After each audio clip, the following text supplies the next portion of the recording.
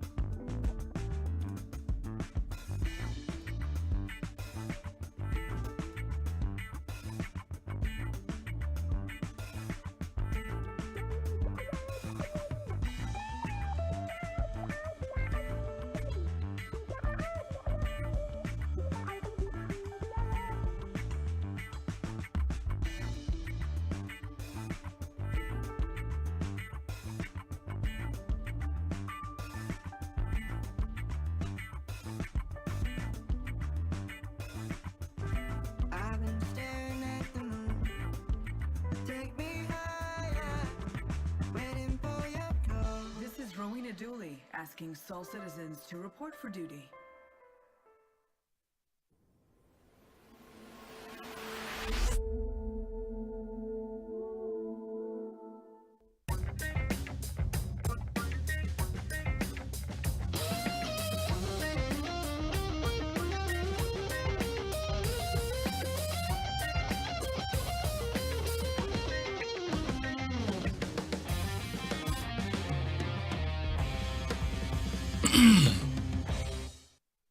Oh my goodness, clearing my throat. Hey, good afternoon, everybody. Welcome back to Soul Voices.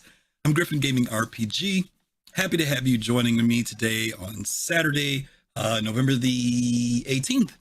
Second day, day 2 of IAE, the Intergalactic Aerospace Expo. Glad to have you guys here with me today. Hope you are having a great Saturday and a good weekend. We are, let's see, we're going to be covering a few things today. I'm trying to think about what I want to present first, but I guess I'll talk about the title of today's show. The title of today's show is I Have Had Enough. I've had enough. And the question is, what have I had enough of, right? You know, it's interesting. I have had enough of a lot of interesting things when it comes to Star Citizen. I've had enough fun. I've had enough meeting people with friends. I've had enough of traveling. I've had enough of connecting with people that I never thought I'd ever get to meet in life. And I kind of wanted to think about that term in relation to IAE. In fact, even coming out of Citcon, you know, there was this whole thing when the F8 came out and, you know, it went on sale and everybody was rushing to get one and everybody was rushing to go get a golden license and hoping to find a platinum license. I was really pretty indifferent. You know, I was feeling kind of like, So at first I thought it was like, well, maybe I'm feeling indifferent because I have a F8, so it's not a big deal to me. And even though the ship was released, it still wasn't a big deal to me. I don't think I went out and looked at the ship until maybe 2 or 3 days after they released it. And maybe that's because, you know, we'd seen it on the floor at the convention before, so I've seen it before, so it wasn't like a big deal. But even then, when I went down to my hangar, I went and got in the ship and I sat down and I looked around and I turned it on. And then I said, okay, this is cool. And I turned it off and I got out and I stored it and I didn't fly it. And then I want to say a few days later, no, about a week later, after we came back from Citcon, I decided that I wanted to take a look at my other one because I have a freaking Praetorian, so I have the gold and black. So I said, well, I haven't seen that one. So I was trying to generate some energy again, right? I'm like, okay, so I'm going to go down and look at it. So I go down and look at it. It looks really nice. And I think I got in it and I looked at it. And I got out of it again. I turned it off and I went back and stored it. I didn't fly it. Now it's interesting because there's been so much excitement and people, the whole legend and myth around the F8 has been in the community for so long. I definitely understand why people were very excited to be able to say, hey, I can actually get an F8 now. I don't have to wait till Squadron comes out. I don't have to jump all these hoops. And so I get why people were excited about getting it. But I was also kind of like, why am I not excited? And I think it's because a long time ago, I decided that my support of this game was going to be about the support of this game. The ships are just a premium.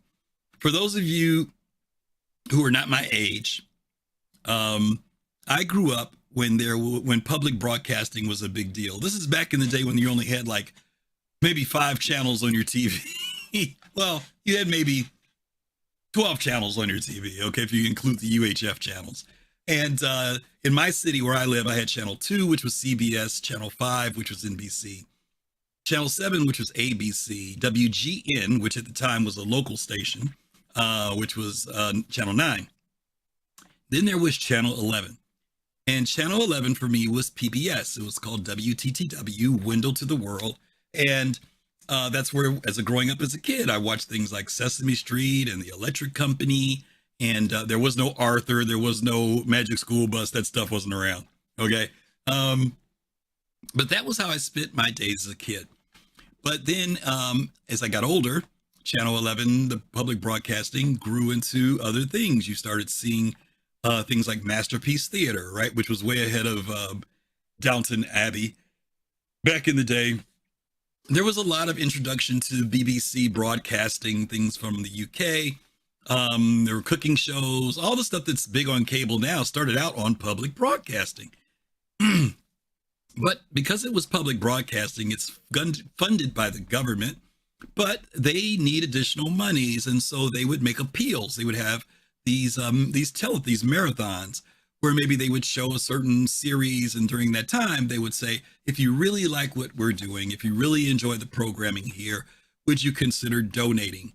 And you would donate, so $10, $5, whatever. And basically you did it because you felt like you got something from watching something that was very different from network television. But then there would be this thing like if you really donated, like maybe they were running a special documentary series and you really were impressed with that, they would say, hey, for a gift of $50, we'll give you a copy of this documentary for your own home viewing on VHS tape. Or you might have got a book. Maybe it was an illustrated version of the documentary that you saw. I know I'm taking y'all way back in time, okay? But there's a reason why I'm telling you all this stuff. And so that was like the icing on the cake, right? I mean, the cake wasn't the book, and the cake wasn't the VHS tape. I mean, that was cool. But the cake was actually watching the program. And then the other part of the cake was the fact that you in some way had a hand in helping that program be on TV for other people to see. Okay. So I think you guys see where I'm going with this, right? You know, I think that a long time ago, my decision about supporting Star Citizen was that it was cool to be able to play the game. You know, that was nice to get the VHS tape and the illustrated book, right? It was nice to get the ship and this stuff and the shirts and the virtual items. But ultimately, I've determined in myself that was really important was being able to, be a part of what was going on, right? And that other people would benefit from it in the long run. That put me in an entirely different, I think, headspace when it came down to supporting this project. So don't get me wrong. Don't think that I wasn't looking forward to playing the game. I was very much looking forward to playing the game. But there was a different dynamic in my head about what I was doing and why I was doing it. And, public broadcasting had some rough periods of time. There were times when it was like, they're not getting enough money. We may have to cut off certain stations and blah, blah, blah, blah. But public television has survived, right? And so anyway, I'm kind of telling that story to kind of lead into this title again of why I titled today's show, I've Had Enough. So again, CitizenCon comes around, the ships go on sale. They put out the new cutter. The the spirits get released, the Zeus, and I did all this stuff for a few weeks talking about all this buildup that was going on. CitizenCon comes and goes. I go to that. And then, of course, now we're in IAE, and people are like, Griff, what'd you buy? I know you bought something. What'd you get? And my answer has been 2 paints. That's been it. It's been like 2 paints. And I haven't bought any ships. I haven't bought anything. And not that that's unusual, because I don't always buy something whenever something comes around. But of course, when IAE comes around, that seems to be a really big time for people to dip in and, do their tweaking or get something that they've always wanted, or take advantage of the LTI or do the CCU game. But none of that has been there. So when the Zeuses came out, I'm looking at the Zeuses and I'm like, okay, the ES looks really cool. Very nice. My explorer side of me wants it. But then I said, well, I've got a this and a this and a that and a this and a this. And well, I don't need it. And so then I'm big into cargo. You guys know I'm the industrialist kind of person. So mining, anything along those lines, freight. I see the CL. Wow, that looks really cool, really nice. It could fit right in between this and this, right? I could put it right in between my Connie, which is 96 SCU, and put it between my Taurus, which was 169, I think, or something like that, right in the middle of 120. And I was like, yeah, but I got this and this and this and this and this and this. So I don't need to do none of that either. So then there's the MR. And I'm like, okay, Griff, you know what? You've been holding off on getting a Cuddy Blue for a while, and you like the idea of the Hawk. It's cool, but it only does one person. You don't know about that. Here's the MR. It fits right in the middle, right? It takes maybe 2 or 4 containers, and it's got for two to three people flying in there with you. Got some cargo space. Price is right around the same price of the Blue. You could do a little bit of stopping people, not snaring, but go quantum holding people, EMPing people. And I'm like, yeah, okay, that's the one I'm going to get. And then guess what? I still haven't bought it. There's been all these weird things with me. First of all, I think you guys have heard me say that when I started like many of you. I was buying certain ships, working my way up. Then I got to a certain point where I said, okay, I need to be able to have some things to look forward to doing in the game. I don't want to work and grind for something like a Carrack or an Orion. But what I will do is grind for everything that goes from $0 to $300, right? It's actually almost going a little bit higher than that. So I literally melted everything I had that was under $300 and said, okay, that'll be stuff I'll work for. I can put in the time to work for those items. I still want them, but I'm going to work for them. And then the other things I'll support the game in. I'll buy those things to support, even though they're big crew things. Maybe I won't take them out as much as I would like to, but the fact that I can support the game is why I'm doing all this stuff. So that was it. So what I started realizing was I'm reaching the point where I've had enough. And I'm not saying that in a bad way. I'm saying I look at everything that I've gotten over all these years. I've been in the game for 10 years, going on 11 now, actively in the game. And I've gotten to the place where I have everything I need. And the new shiny thing can be very cool. And I still may have a desire to get it. But I'm way more in a different place now when it comes to this. First of all, do I feel that my money is needed for support of the game as much as I felt 3 years, 5 years ago, 7 years ago? 7 years ago, I felt the money was really, really needed. Community was very small, much, much smaller than it is now. Secondly, there's another generation of people who are coming into the game, who are finding out about it, who are gladly and happily supporting the development of the project, which is great, because that means that there's a continued revenue stream, because we've been concerned about how will CIG continue this long journey, and how will they continue to support the game once everybody gets all their ships that they want. But we are seeing that there are people who are still funding. And don't get me wrong, it's not that I won't ever buy another ship. It's just the fact that I'm really in a place about support and finding those opportunities to support. Now, if CIG puts out a farming ship or a farming vehicle, will I get it? Well, farming is one of those things I want to do, and I don't have anything that does farming, so I might dive in. I might say, hey, I want to do the dive thing. If it's less than $300, then I'll say, well, I'll work for it. I've got these weird guardrails in place now. So why am I saying this? Yeah, Stutter says FOMO has been counterbalanced by time and other things. Yeah, it is. I didn't feel a lot of FOMO back in the day, though, believe it or not, Stunner, because everything was concept. And so in the early days, you waited on everything. There were those initial ships that got delivered pretty quickly, like the 300i and the Aurora and the Hornets. But man, within 4 years into the project, everything was kind of like, this is going to take a while, maybe there was a little bit of FOMO. I don't even think I had the LTI FOMO, to be honest with you. I wasn't that big on, I got to get this now, because this is before War Bond kicked in. I'm not even sure LTI was a big deal for me then. I was still buying things based upon just because it was something I felt I wanted to do in the game, and I felt like I could support the game. But I do understand your point. FOMO, after a while can be counterbalanced. And if you've been in here long enough, I think you should no longer be driven by FOMO. If you've been in here more than 3 years, some people may say less, but I'm saying if you've been here 3 years, you know how the game is ran. All right. And you know what I mean by that. You know how the game is ran. You should not have to feel that you have to buy things.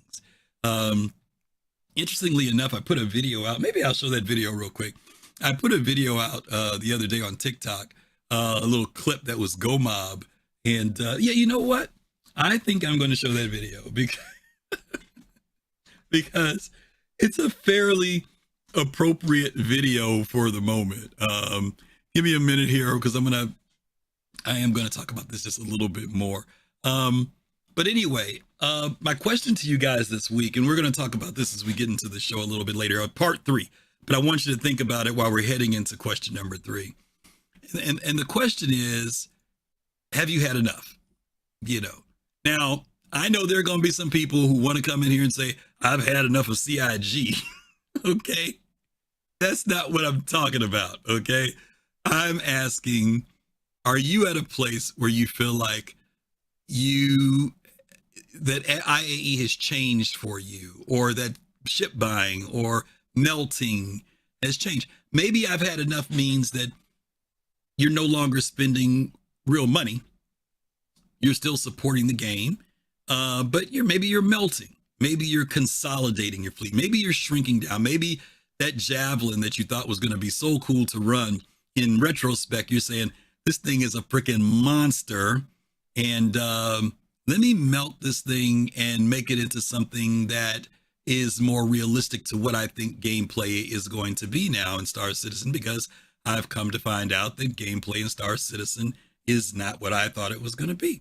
Maybe you're at that point now where you're just CCUing. You've got some CCUs back there, and you're like, I see where the progress of the game is. I see where they're going. I'm going to start doing some things and getting my fleet together to a place where I think I'm going to be in a really, really good spot. Maybe that's where you are right now. Okay.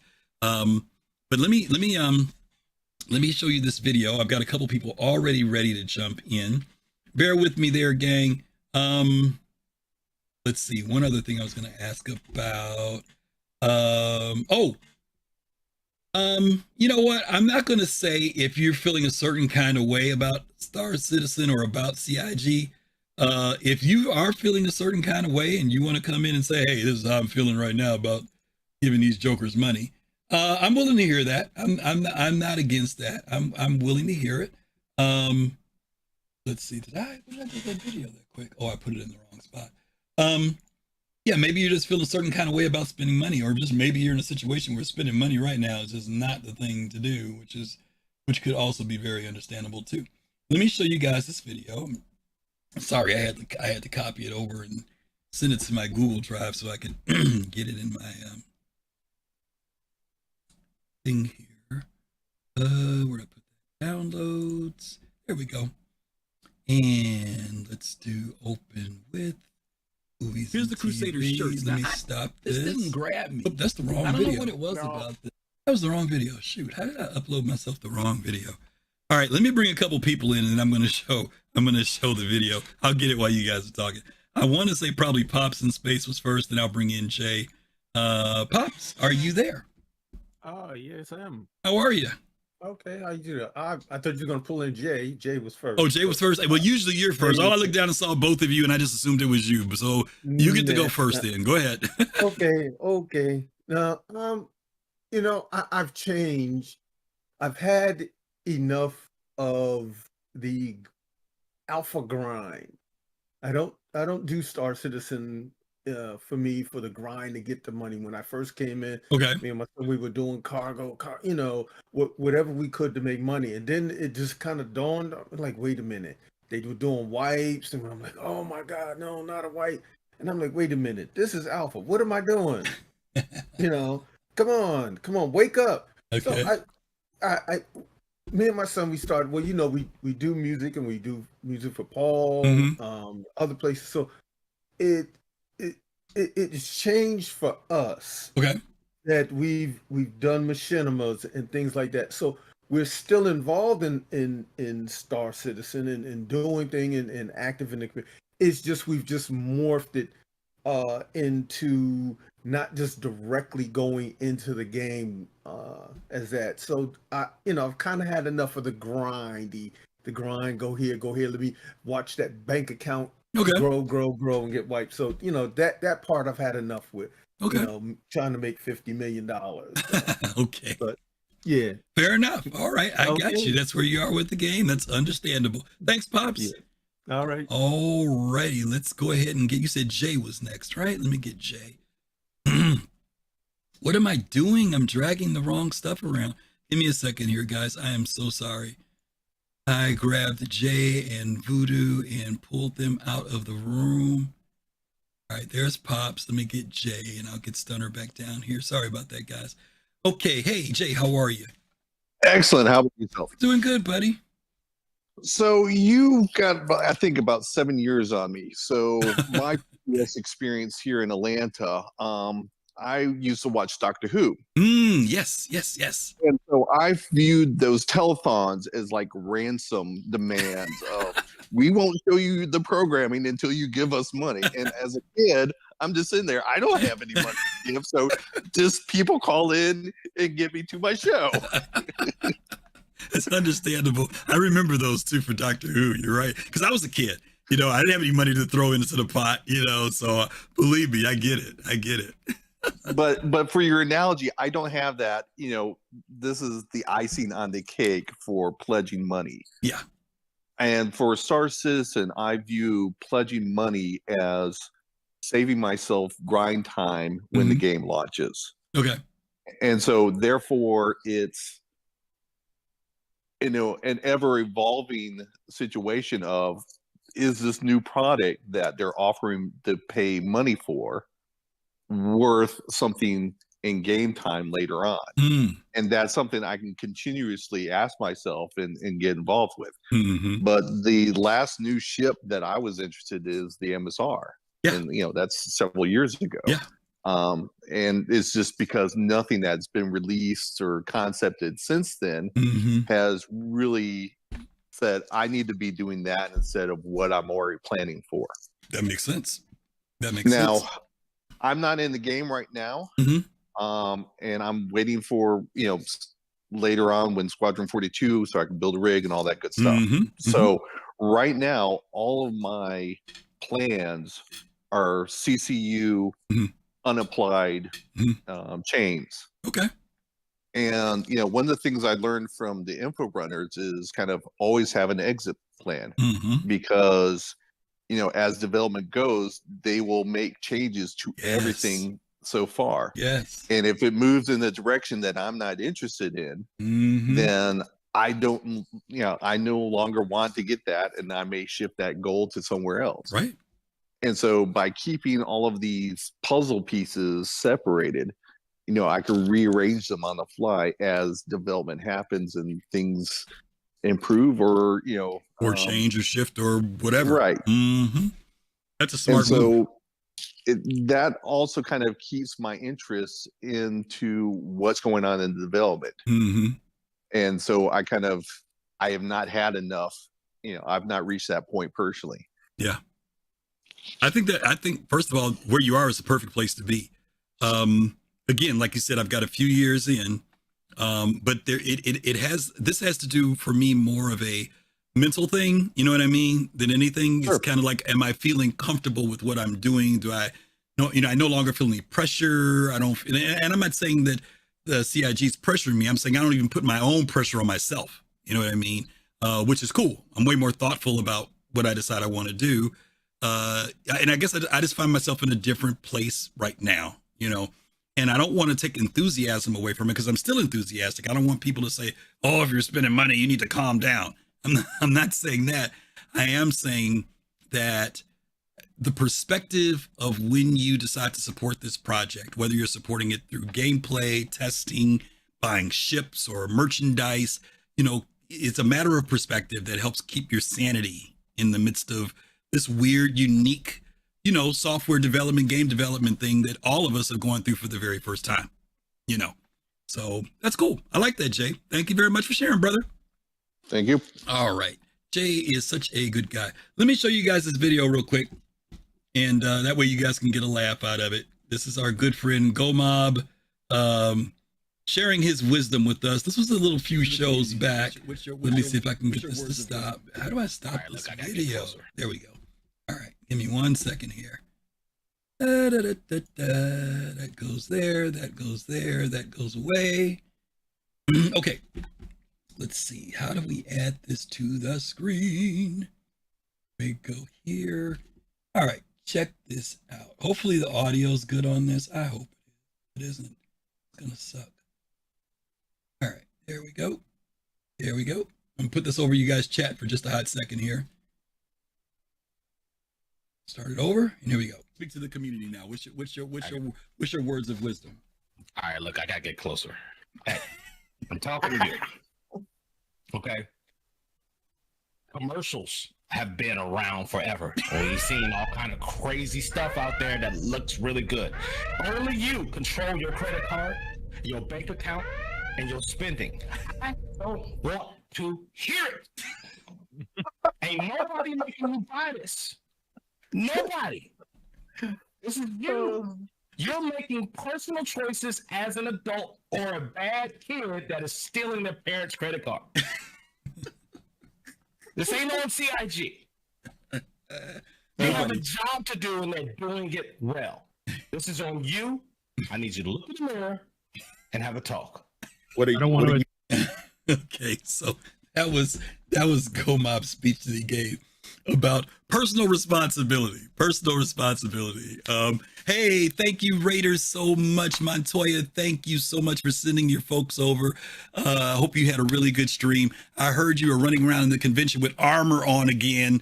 Please put on some casual clothes and quit running around like you go into battle everywhere. I'm just messing with my buddy Montoya. Thank you so much. I hope you had a good stream today. Thank you, Raiders, for coming over. I'm Griffin Gaming RPG, and we are talking about why some of us have had enough. That's what we're talking about right now. And we're going to go into some more topics. Wait a minute. All you guys who are in the pre-show queue right now. Okay. I'm not going to take any more people because remember I said we were supposed to talk about this during part 3. So I'm going to bring you guys in because this was just supposed to be my intro. And then after that, we're going to go ahead and get talking. I'm going to bring CC Creator in next. CC, you there? Uh-oh, don't tell me CC stepped away. He stepped away probably. I'll bring him back in a second. Let me bring in Admiral Kusanagi. Admiral, you there? Oh boy. What are you oh boying about? Oh, you wanted the person who's all griefing right now. So yeah. So I personally I haven't had enough, but I also don't play the game, and I've been pushing away from playing the game because I feel like I'll give an example. I was watching a streamer who I watch now and then, and I've actually met up with he and his family and at a bar, Citizen, and he just spent almost, I think, like 69 hours, no jokes. He spent 69 hours looking for that stupid Vandal mask. And at the end of that, he was like, I've never seen someone pissed off in my life about playing Star Citizen. And he's not the only person who has had that issue. There are people who didn't get the mask who were all pissed off.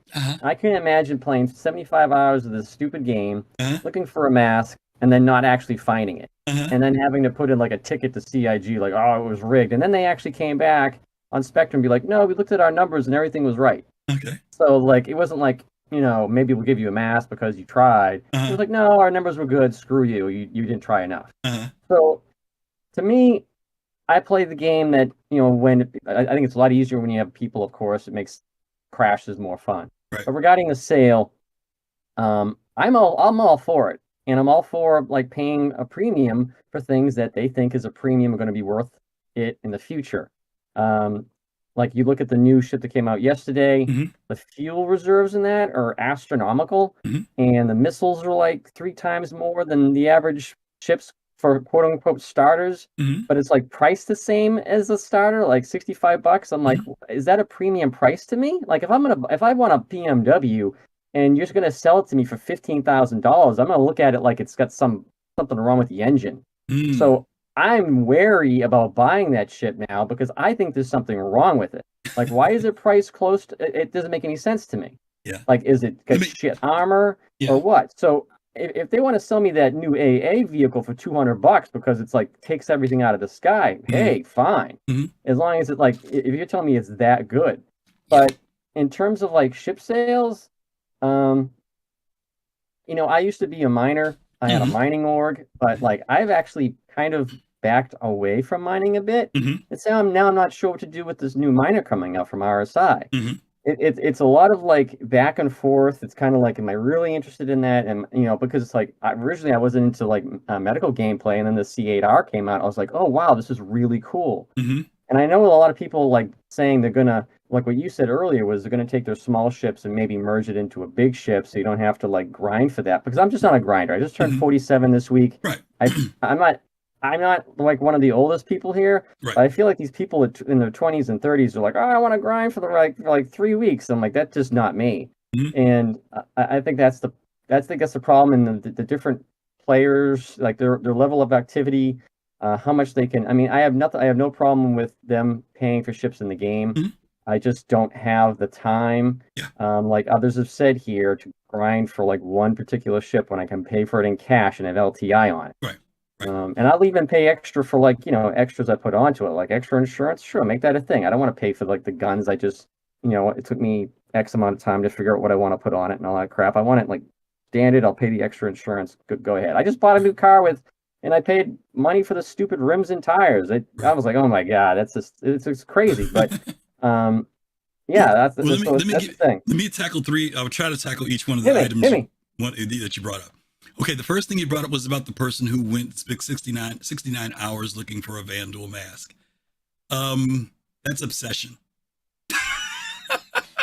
It's also self-induced. They put that on themselves. No one made them do it. No one told them they had to do it. They had a purpose for doing it. They wanted to please a certain person. And when they didn't get the outcome that they wanted, they raged. See, the irony of that is that we rage when something impacts us, but when it's someone else or when we don't have that result, it's not a problem. If that person had found that mask within 5 hours, would they have still written in? No. If someone else lost it, and I could say the same thing that came up in relation to the sale of the F8. You know, the people who barked about the F8 were mostly people who had F8s, mostly because they felt a certain kind of way, but the people who benefited from the F8 didn't complain and say, oh, CIG, you shouldn't put this out. You said you're not going to. It's all a matter of perspective. And that's why I started out this whole thing about when I said I've had enough. I said I've put myself into a mental space where things like what you just described don't bother me. This is a game. And for example, that's your first point on the first person. They self-put that on themselves. No one did that to them. So I can't accept that one. The second one you mentioned about the new ship. The new ship is amazing in many ways visually. Most of the people who are reviewing it are saying that it's a really, really pretty ship, but what they are seeing is that it's not necessarily meeting the needs for them because they're concerned about the size of the cargo. Some are concerned about the way you have to fly it. And so there are some people who like it, and most of the people who love it, they love it because of the aesthetic, but necessarily for functionality, they're not necessarily saying that that ship is what it's supposed to be. The term premium is a marketing term. Every ship in this game does the same thing. Now you say, well, it's weaponed out. Well, we'll have to wait and see how it finally turns out, because you and I both know CIG is notorious for reducing and balancing ships later on. And that ship will probably get nerfed in some form. Something will change on it, and it won't be. You're falling into another trap of judging the game of where it is now versus where it will be later, which none of us know what the game will be like later. So you have to give room and latitude that CIG pretty much knows what they're doing. Now, sometimes they're figuring out what they're doing, and I agree with you. Sometimes we see something and it's kind of confusing. We say, whoa, why'd you guys do that? But the reality of it is they said it's a starter. Every starter in the game costs less than $100. Every one of them. I thought the ship was going to run between $80 and $90 only because of the alien tax, not because of the missiles or anything else. And people in this game, not you, but there are plenty of people who rate these ships based upon their firepower. We have so many other factors in ships that we don't know about that we could truly gauge on. For example, MISC ships, which you don't ever hear people talk about, or you and I both know this, supposed to have some of the best armor in the game. They're supposed to be able to take punishment. But because armor isn't in the game and weapons are, everybody gravitates toward Anvil, Aegis, and all these other ships. But later on, when those ships are getting blown out of the sky and a freaking Starfarer is still flying around with no problem, or a freelancer, people's perspectives may change. So that on that second one, again, that's why I say I have to put myself in a mental state that says I'm not going to allow this thing to beat me up. And then thirdly, your point about the org and mining, I think you're in a good space about that. You still have an interest in mining like I do, but I'm like you. The new ship, the Arastra, from what we hear, is very tempting and promising. I like it more because, one, I'm a completionist for it to fill out my mining operation, and I don't want to work for a ship that's going to be somewhere between a Mole and Orion. Talking about $400 maybe at least. I don't know if I want to grind for that. Maybe I will. I don't know. But the other side of the coin about the mining thing that you talked about, that's a good point, is we're just not sure what it's going to be. I'm hoping it's a miner and a refiner and carries a vehicle. If it fits those three areas, then it will fit in my slot. But will I need one if it doesn't do refining? I might be at the point where the Mole is enough. And I don't need an Arastra, because an Arastra also means I got to have a bigger crew. I'm already trying to figure it out for a freaking Orion. So as tempting as it is, and as interested as I am, as much as mining is probably the main thing I want to do in the game, I'm also at a place that says, do I need it? Do I really need it at this point? So that's kind of where I am on the points that you raised. And they're all interesting points and perspectives, but no, I get that. And I just want to end with, I look at starter ships, Subaru, you could get a base Subaru and Impreza for like $22,800. Mm-hmm. You can get a base brand, lowest tier BMW Mm-hmm. for $38,900. So, like, what's practical? Like, I'm not going to take a Lamborghini to go grocery shopping, and I feel like this ship, even though it's a quote unquote starter cargo or Mm-hmm. light freight ship, I mean, it is what it is, but it's got very more of a luxury feel to it. So that's where I was just a little surprised with the price, because I know. Well, here's the thing too. Remember, they said something interesting in the lore. No, it's a good point. They mentioned in the lore that to Xi'ans, what they consider plain, we consider luxury. And so if there's a lore dynamic of putting an alien ship in the game other than doing Banu, Xi'an was the only other option that they had. They could have did Tavaran, I guess, but they've got the little small fighters in there. They could have maybe went Tavaran, but then that would kind of break lore because Tavarans don't necessarily trade with us. So I don't know. We'll see. All I'm saying is give it time. Let's see how the ship finally ends up. It may be cut by 50%. It may be really a pretty ship that is empty when it all comes down to it, when it's all said and done. We already know it's limited. They can't do anything to increase their cargo capacity on that ship. So it's not like they can make that thing carry 12 SCU or 20 SCU.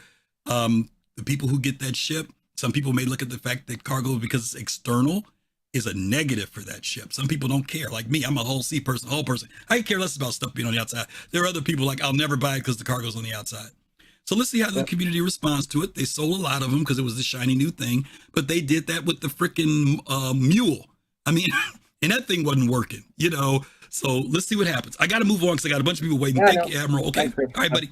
All right. Listen, guys, okay. This is only supposed to be my intro. I haven't even started this show yet. So let me bring in Fist to Face, and then we're going to try to cut through this and get to the show. Fist to Face, go ahead. All right, I'll be quick. Yeah. So I'm not going to say I've had enough. Uh-huh. I'll say that I am comfortable where I'm at. There you go. Yeah. And that's what I mean. I haven't had enough is not I've had enough. It means like, I've had enough. I've had enough. I'm in a good place. I'm full. Yeah. You know, the turkey looks good. I may want to bite, but my stomach is telling me, you don't really need to. Unless do that somebody right comes now. out But with that pumpkin pie that you didn't expect, right? Other than exactly. that, That's you're good. exactly what I'm saying, and that's what I kind of want to say in real simple. Like Jared has said, the number one constant in game development is change, and something changes down the line, and that pumpkin pie might have to say, I got to get a slice of that. There you go. There you go. Simple. Okay, fair enough. There Thank you you, go. brother. Appreciate that. Good perspective. There you go. Good perspective. All right, let me bring in CC Creator.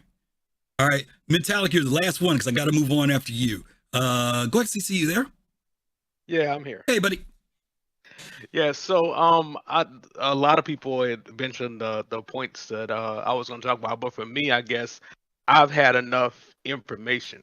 Like at this point, I've been around the project long enough that I see the scope and where CIG intends this to go and how in depth it is, and I know now that I don't need a huge ship. Yeah. There's certain professions that I don't need to. I don't want to explore. So with that information, I can hone down all these small purchases I made into real career paths that I want to do. So for me, is I've had enough information. Good. And let's put you in a different space now. Is that what I'm understanding? Okay. Cool. All right. Thank you, brother. All right. Well, okay. We have all items out. Okay. So we got Metallic, and then we're going to jump into the show. Metallic, you there? Yes, sir. Hey, buddy. How are you? Doing good. Doing good. I caught you at Citcon. It was a pleasure to meet you. And I appreciate everything that you guys do. Thank you so much. That means a lot. Believe me, I'm not just saying that. It really does. Anytime we hear that, we really appreciate it. Thank you. Anything else you want to share? Well, yeah. As far as I've had enough. For me, I kind of know myself and know when I get into these games, I'm a collector. So I have to set real limits on what it is that I pick up because in my mind I'm building this, this collection. It's not even a fleet. It's a collection. Yeah. And at the end of the day, I'm a little bit different than some of the folks here where they may not want to grind. I actually do because that gives me value with my time. It gives me something to do. Yeah. And if I pick up too much of a collection, I'm not going to have a game left. Yeah, that's fair. So I basically set an artificial limit on myself. I'm like, no more than one ship per manufacturer. Okay. And I'm basically at the point where I'm happy with my ships, and I'm like, okay, let me leave it there so I still have a game. You know what I mean? Good. It seems like a lot of people who've been in the game at this point, when I say been in the game, they've been in let's say 5 years plus. A lot of them now, when things like IAE come around, they're doing more of a tweaking. You know what I mean? They're kind of making sure the fleet is where they want it. Maybe they're melting, maybe they're CCUing as to where we've got the new people who are coming in who are like, ooh, I can get this ship, I can get that ship, But I understand about that collecting thing because I can kind of have that bug too. And I have to I try not to be a completionist completely. I am when it comes to the careers I want to do. But there's plenty of ships I don't own, which is fine with me at this point, But I think you've got a good place to be mentally too, that you set some boundaries for yourself. So good stuff, man. And again, thank you for stopping by during CitizenCon. Thank you much. All right, buddy. Take care. All right, gang. Thank you guys for helping me out with the intro. That was very, very informative. Let's go ahead and jump into some of these topics that we got for this week. This one, this leads kind of into what we've been talking about. Our very first topic. This was from Floofbutt. Floofbutt is the name. It was in Spectrum, and we'll put that in the chat for you in a second, I think. But it says, how are capital ship crews even going to work logistically? There has been an explanation of how 15 to 80 player crews will be staged for a capital ship to properly function in this game in the future. Has there been an explanation? Can literally any party org member press any button they want on the vessel and open any door? What happens when the capital ship owner logs off with a full crew on it? Does CIG expect everyone to wait for everyone to shuttle themselves leaving said ship open to attack? Will everyone who crews it need to log on and off at the same location?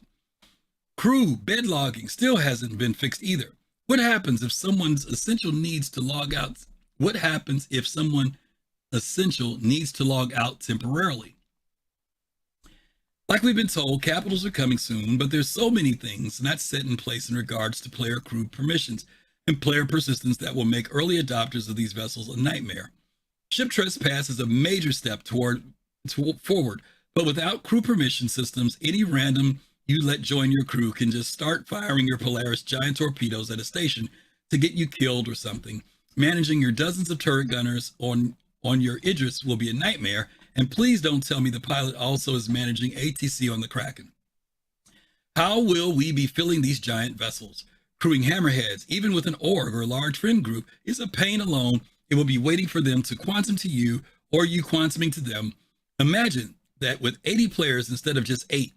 If someone disconnects mid-combat, they will need to rejoin somehow. The enemy is more likely to target their shuttle they use to return to prioritize the crew replenishing.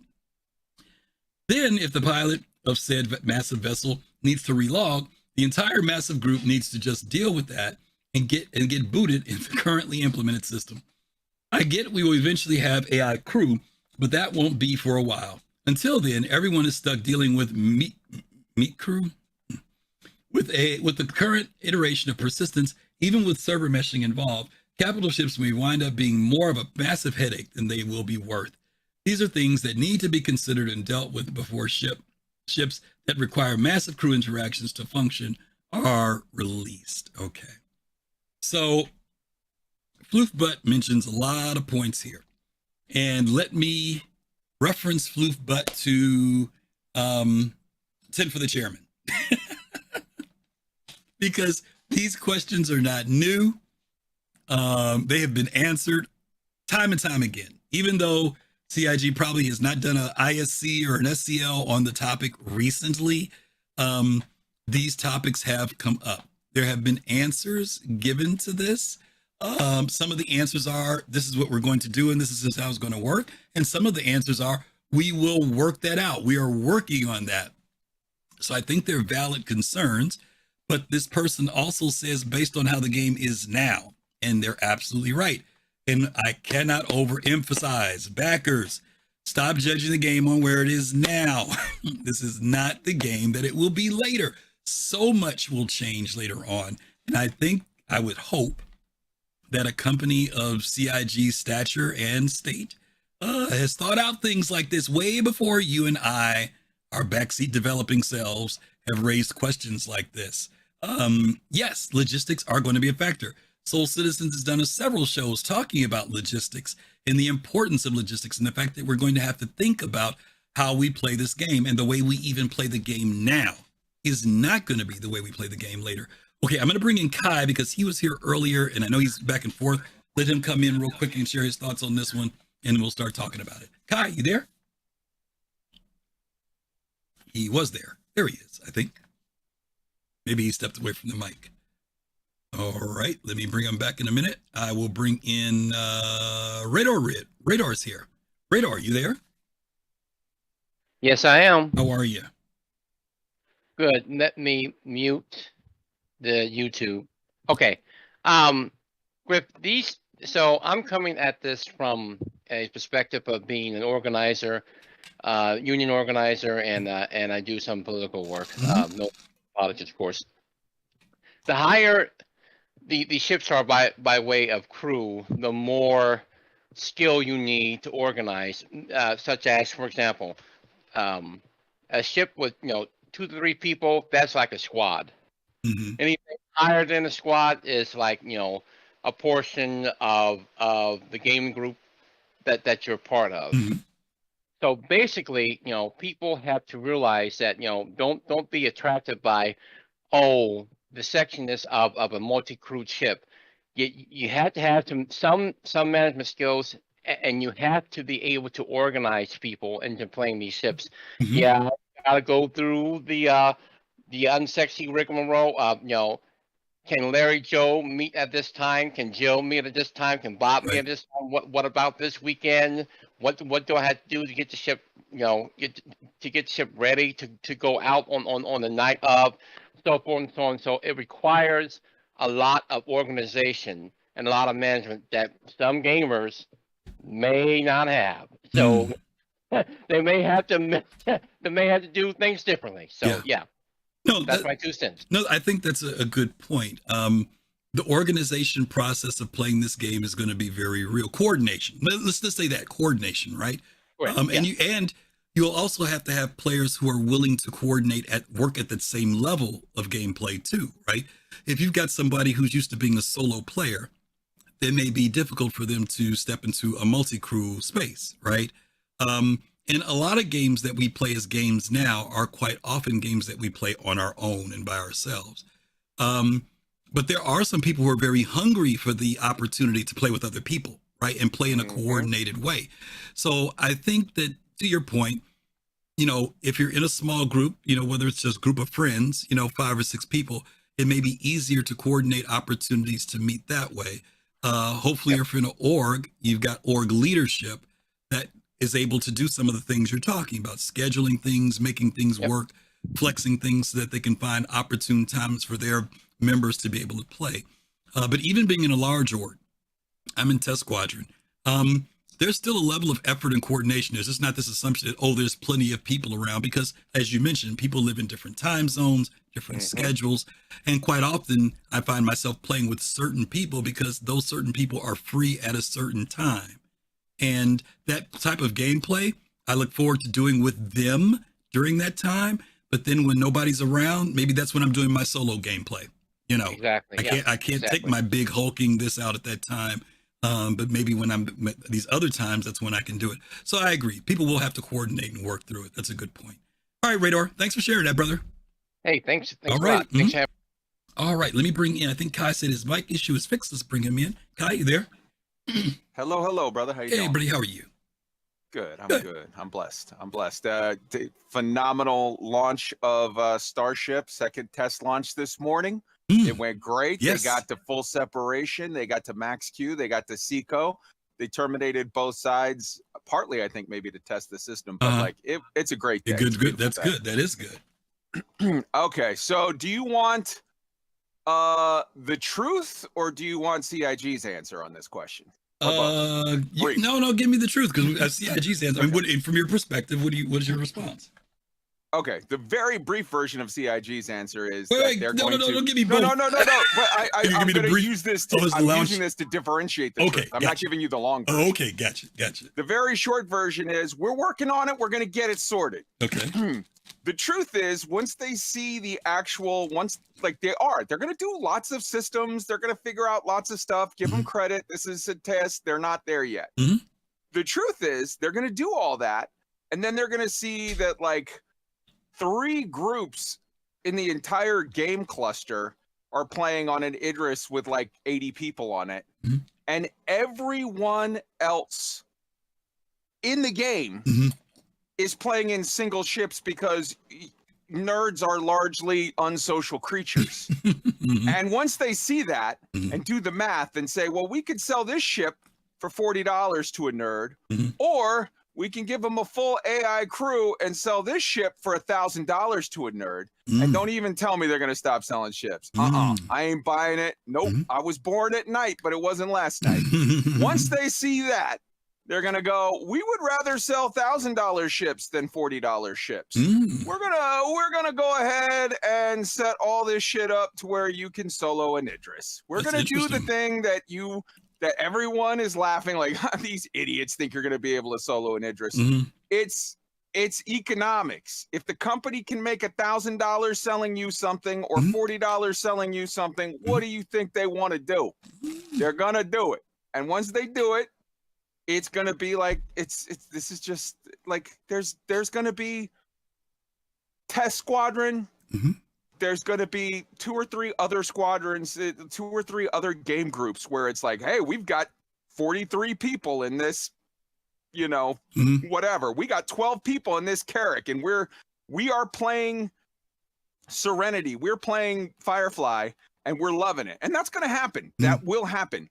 But that's going to be by far the minority. The majority are going to be solo sweaty nerds that want the biggest boom and are willing to give cash on it. And so long as mommy and daddy's credit card isn't tapped out, CIG is going to take your money. That's the real answer. That's your answer. Yes, sir. Okay. I think that what's going to happen, I think I'm halfway agreeing with you. I think that there are going to be a lot of people who are going to find out, and this is where we're going to differ. I think that there are going to be a lot of people who are going to buy like the Idris and the, God forbid, the Javelin, right? The Kraken. And they're going to find out that they cannot solo those ships. That CIG is not going to change that model. But I think what's going to happen is you're going to get more of the people who drift into the category of ships that are 3 to 6 players.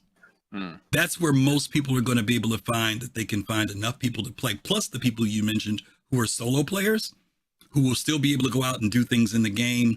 Even if they're playing with other people, they can use their solo ships. The reason why I think that they won't do what you're saying is that if they automate the game to the level that people can fly a Kraken or and I'm not even talking about the money. I'm taking money out of the situation completely. They will kill themselves. That's always a good idea. No, it's okay. Let's use your example. Was it good for Frontier when they thought about money? When they started spreading their money into other stuff, it killed Elite. If they start going for the dollar side of it, and they don't balance, I'm not saying they shouldn't go for profits, but if they decide to make gameplay that dumbed down, they will kill this game. They'll kill it because you can't. First of all, you can't have 100 Idrises flying around. It can't happen. Those ships, just like in Eve, when you see a freaking Titan show up, those are rare sights. And I think what's going to happen is, even though people are buying Idrises and buying these big ships, they're still going to be rare sites. They're not going to be regular sites in the game, just because the logistics of bringing them into the game is going to have to be meaningful. So even though, go ahead, say what? No, please. Okay, so I agree with you 50%. I just don't. The part I don't agree with is that CIG will take a ship that is intended, and let's say $1,000 and above, right? The Idrises, the Krakens, and things like that. To automate them at a level, not saying that they won't add a form of automation, but where I could solo those ships, I don't see that. Now, you may be right about, can they make it to that instead of 80 people run it, 10 people run 12. It? Yeah. That's practicing like step down logic. Yeah, okay, so since you agree with me halfway, let's practice step down logic here. Meet each other in the middle. Let's say, an Idris, instead of taking 80 people, will take 10, and a Carrack, instead of taking 8 people, will take 1 or maybe 2. That's the point that I'm making here, is that once you adjust for that, a lot of the concerns and issues and weird quirks that this guy is concerned about, Mr. Fluffy Butt or whatever the hell, a lot of those concerns sort of resolve themselves. I agree. I'm gonna be honest with you. This is me. Based on what they're showing that these ships are going to be doing, I don't think a Carrack. You don't know. I think that. Okay, here's my compliment for a Carrack, for real. Okay. They say 6 to 8. My compliment is 8 to 12. That's how I feel the ships are going to be. Right now. No, I mean later. Projecting later from projecting it based upon if they do what they say they're going to do. Let me put it that way. You say on launch. If they do, I'm saying that once let's call what launch would be. Stability, feature complete, right? They could always add, but the basic feature, the basic careers. I think out of like 9 careers, we're at about maybe 7, not 7, about 5 or 6. Okay. So let's say they've got 9 careers solidly in the game. Game is playing stable. Performance is there. Server meshing is there. We're going from system to system. Whether that's just 2 systems, 3, whatever, but we're going from system to system. I'm saying I think a ship like a Carrack is going to take at least 8 to 12 people to run it. That's me. I know some people hate to hear that, but I'm just saying, if we're talking about a ship that's going out and doing exploration and doing all the things that ship is supposed to be capable of doing, sure, which is three people in the cockpit, 1 medical person, somebody running drones or whatever those freaking things are. You know what I'm saying? Yeah, but again, so here's what I'm saying. You're extrapolating out from the framework of how we have it in our head that it will work in the future now. Yes. You're extrapolating out to say 8 to 12. Yes. Unless now, something using changes. that step down logic, you think it'll be less? Think it will be 3, 2, 3. Nah. For a Carrack, it can't get small that low. enough. They want $600 from all of the sweaty nerds. Kai, just the fact that if the ship catches on fire, you can't have 2 people on the ship. Just the logistics of operating the ship. When the AI aren't going to put out the freaking fire, you got to have human players in there. I agree with you about the step down aspect. where that number will be later. And let's say it does become a bit more money driven, right? Profit driven. And they say, hey, we need to do this to make the entryway and for players to feel like they're doing things in the game. They don't feel left out because they can't do this. I don't know. We'll see. We'll see. Can I give you a scientific answer that works on your fire question? If you have two players and they're both on the bridge, you just shut down the oxygen and vent everything. The entire rest of the ship, there's no fire. There's an answer. I'll buy that for $1. Oh boy, yeah, we'll see. And as far as people having upsets about, oh, the new ship, it's overpowered, whatever, dude, they just nailed it at Citcon. They killed it. They made over $1 million. These sweaty nerds for a victory lap. Of course they are, bro. Okay. Of course they are. And ship comes in and it seems too strong. Yeah, that's never happened in Star Citizen before. History, it's not going to be nerfed in 3 months. Enjoy it. I know. I got to get some other folks in. Later, but bro. Good point. All right. All right. Let me bring in Togi. Togi, excuse me, Togi, you there? What up? Hey, man. How are you? Oh, I'm peachy keen. Good. I'm doing okay. All right. So, number one, why does this person want to buy ships when he doesn't have friends? Like seriously, like there should be a ratio how many friends you have to how big a ship you have. That's something to consider. But there are people who see the ships and they don't. And I know this isn't anybody's. Those people are going to have a real bad day. Yeah. You're right. No, you're right. You're right. You know what? He's making another assumption here that capitals are anywhere near close to coming. True. Very true. They've already told us that. I mean, close for soon for for CIG has that TM after it for a reason. Always. Because they use that liberally. Mm-hmm. And the big ships in particular, you're right. They made it very clear that the Idris would be out, but the Javelin, which is one of the ships he's talking about, they said, it's not going to be for a while. Javelin, even the Polaris, I still bet won't be out for 2 years. Yeah. The thing is, and I understand the consumer side of people feeling like I paid for something I wanted. I've kind of counterbalanced that. Like for the Banu Merchantman, I know I'm going to break Fast Card's heart when I say this. If the Banu Merchantman was in the game right now, it would be useless. Yep. It's the Hammerhead. It'd be useless. It would just be super excited for the Hammerhead. And you know what? I haven't taken it out in like 3 years. Yeah. The Banu Merchantman, and I'm talking about if you're using a ship within the purpose that it is. The Hammerhead, for example, great escort ships for fleet and all this other stuff, but that's not there. You know what I mean? So what are people doing? Yeah. They're doing ERTs and stuff with them. I mean, it's so below the potential of what the design of the ship is for. And if you had a Merchantman, first of all, it's a monster ship. The sucker probably can't land at any bases on moons right now because it would over eclipse the whole freaking thing. It's like taking an 890 to go do trade. I mean, not that people don't do it, but I'm just saying, it's just not there, So, but you're right. If this person is in a situation where all these logistical issues they're raising and they're saying, I'm not in a group or with a group of people that can meet this need, then the issue is, should you be worrying about buying a capital ship? Yeah. Your point is well made. Okay. Thanks, Togi. Appreciate you, bro. Yep. All right. Let me bring in, I think it was, I don't know if it was the Admiral or Pops. Let me bring in Pops and then Admiral, then we'll bring in Almost Over and then we're going to move on. Yes, Pops. Hey, just to let Togi know, they've already said that the Polaris is going to be within a year. Well, Togi's just saying, they'll tell us a year, but he's giving room. He said two. Yeah, they've already said it's going to be in within. And he's saying CIG has plenty of times said stuff. He just basically said he's giving room for it. I'm just a year to 2 years. That's all. Mm-hmm. Number one, when he talks about letting a rando on your ship, that's your problem. If you let a rando on your ship, on your capital ship, and he does whatever, shoot you in the back of the head, that's your problem. It ain't got nothing to do with CIG. First of all, what he should do is look at the progression that mining's gone through.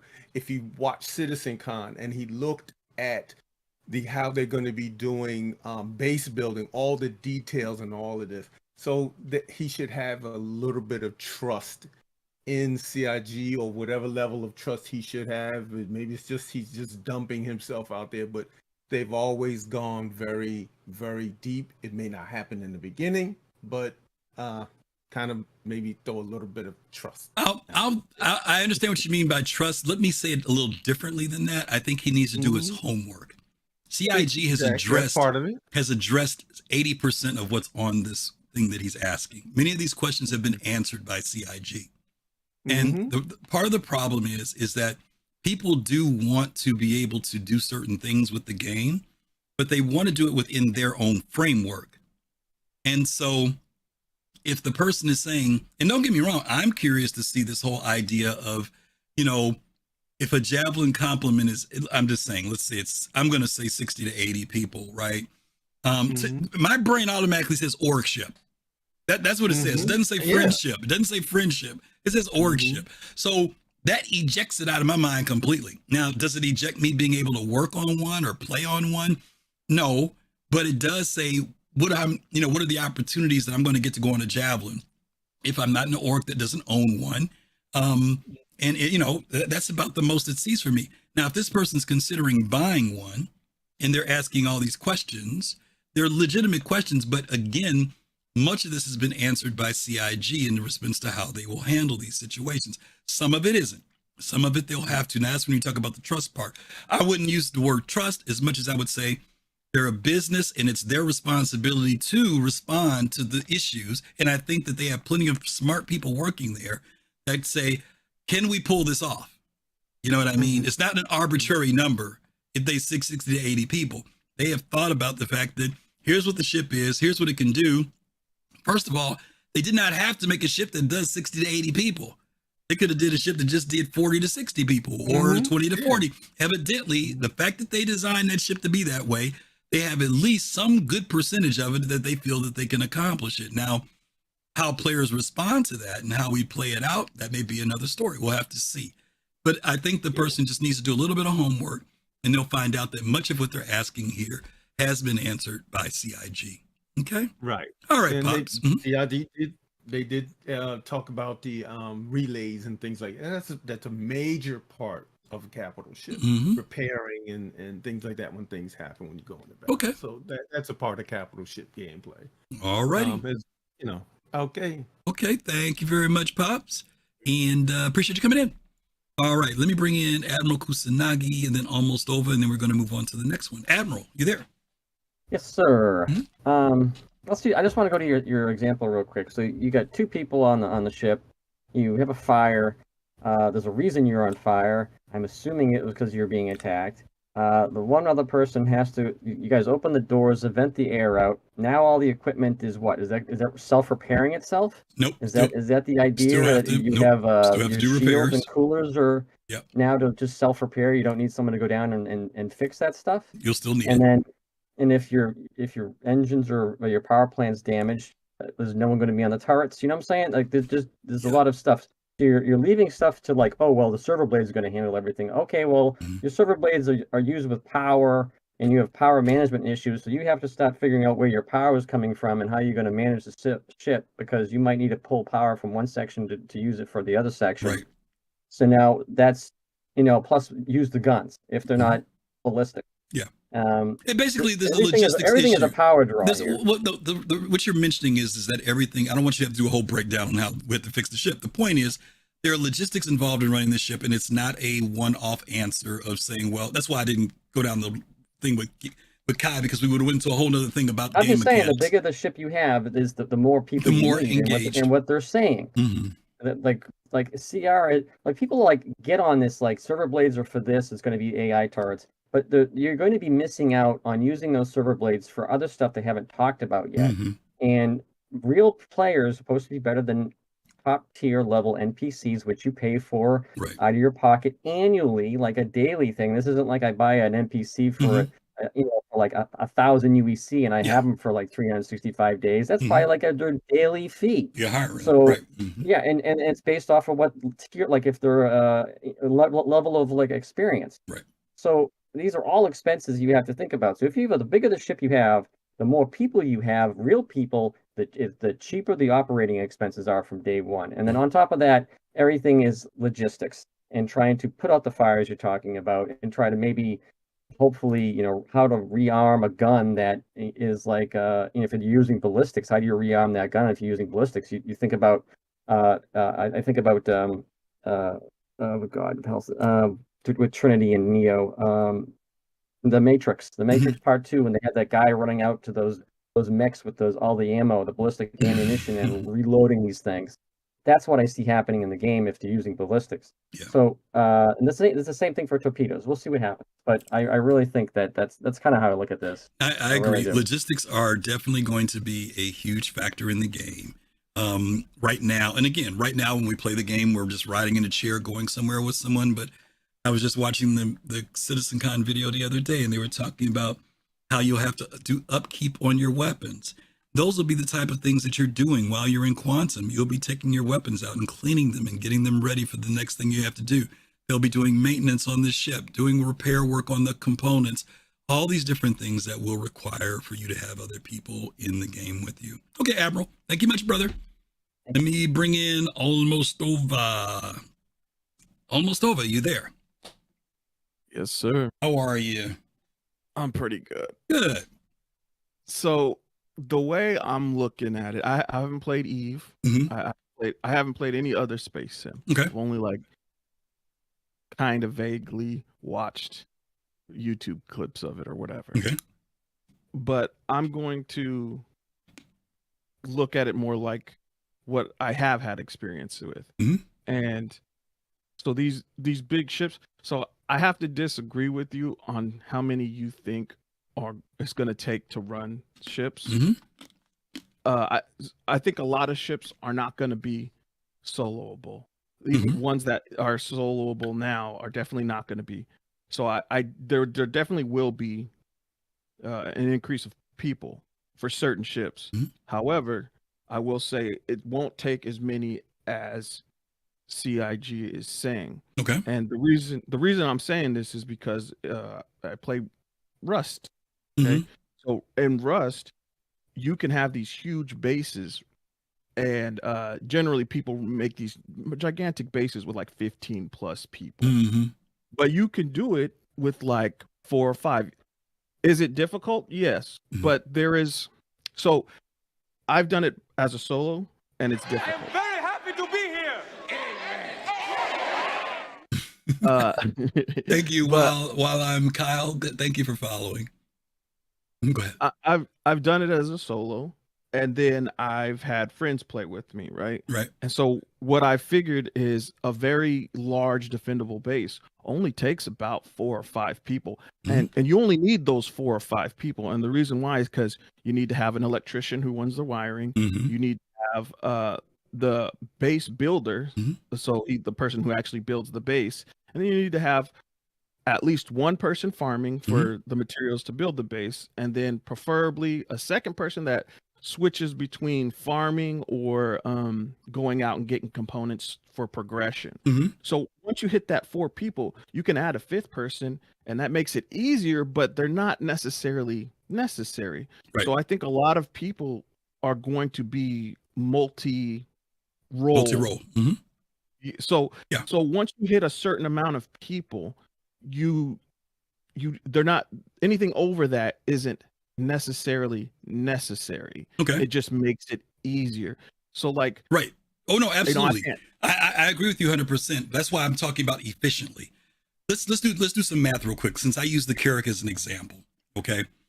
We're going to go out on an expedition, and we're going to go into an area of space where we hear about this planet that's got some great stuff for resources, and we want to go down and check it out and see if it's legit, like some ruins or something. Okay. So you do the math with me. And we're going to a hostile area, right? Someplace we haven't been before. So if you wanted to feel comfortable, how many people do you want? And you know how the Carrack is laid out, so I'm just going to call them out. How many people do you want working in the front, in the cockpit area? in the cockpit. Well, in a Carrack.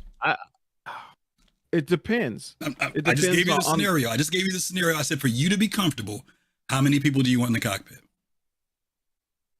Well, see, I can't answer that properly because that's not the full scenario. Are you going long distance traveling? Yes, we're going to an area we've never been to. It's hostile. We hear there's some ruins in this area for exploration. That's the scenario. So I don't know what everybody's job would be, but I would probably take like 4 or 5 people. I'm saying the cockpit now. How many people are flying the ship, helping with engineering? That's the stations. You got 3 stations in the cockpit. So how many people do you want in there? Definitely a pilot, right? Yeah. Okay, what else would you put? Would you put somebody else to help the pilot? No. I'd have somebody like so you would let the pilot manage everything that's in that area. Engineering, power management, shields, all that stuff. All that you would I don't understand. I don't understand what you're encompassing. Okay. All right, so let me helping the pilot, you know. Okay. When the game is finally out, there's going to be designation of each of those stations of what people can do. The pilot pilots the ship, right? And you can't do weapons from that seat. So you know you got to have a pilot, right? If for some reason you came under attack, and being able to manage shield movement, shield management and power, things of that nature, you need a second person at least. Now for defensive, so you're not on ground. We're flying in space. We're on our way there. We're on our way there. Okay, that was the scenario. And I said you're going into hostile territory. Okay, so after that, you're going to need, in case you get attacked, you need someone to handle your guns at least, right? And on a Carrack, there are 3 gun turrets. So that's 3 more people. So now we're at 5 people at the very least. Then you need somebody who's going to be managing all of your issues in relation to engineering. So in case you have a component that shuts down on you, cuts out, fire breaks out, failure, damage. So now you've got at least one person monitoring your engineering area in the front where the engineering consoles are upstairs. And you've also got someone in the far back end of the ship who's also doing engineering. So now we're at 7 people. Do you feel like that's essential or you think that's overkill? I feel like that's a little overkill because I feel like for a certain size ship, right? No. Let's stay with the same ship because you're changing the variables on me. For a Carrack, in the scenario I just gave you, you feel like that was overkill. Yeah. Okay, fair enough. So I feel like for a Carrack, you would have a co-pilot, and that co-pilot would be doing that engineering stuff that you're talking about.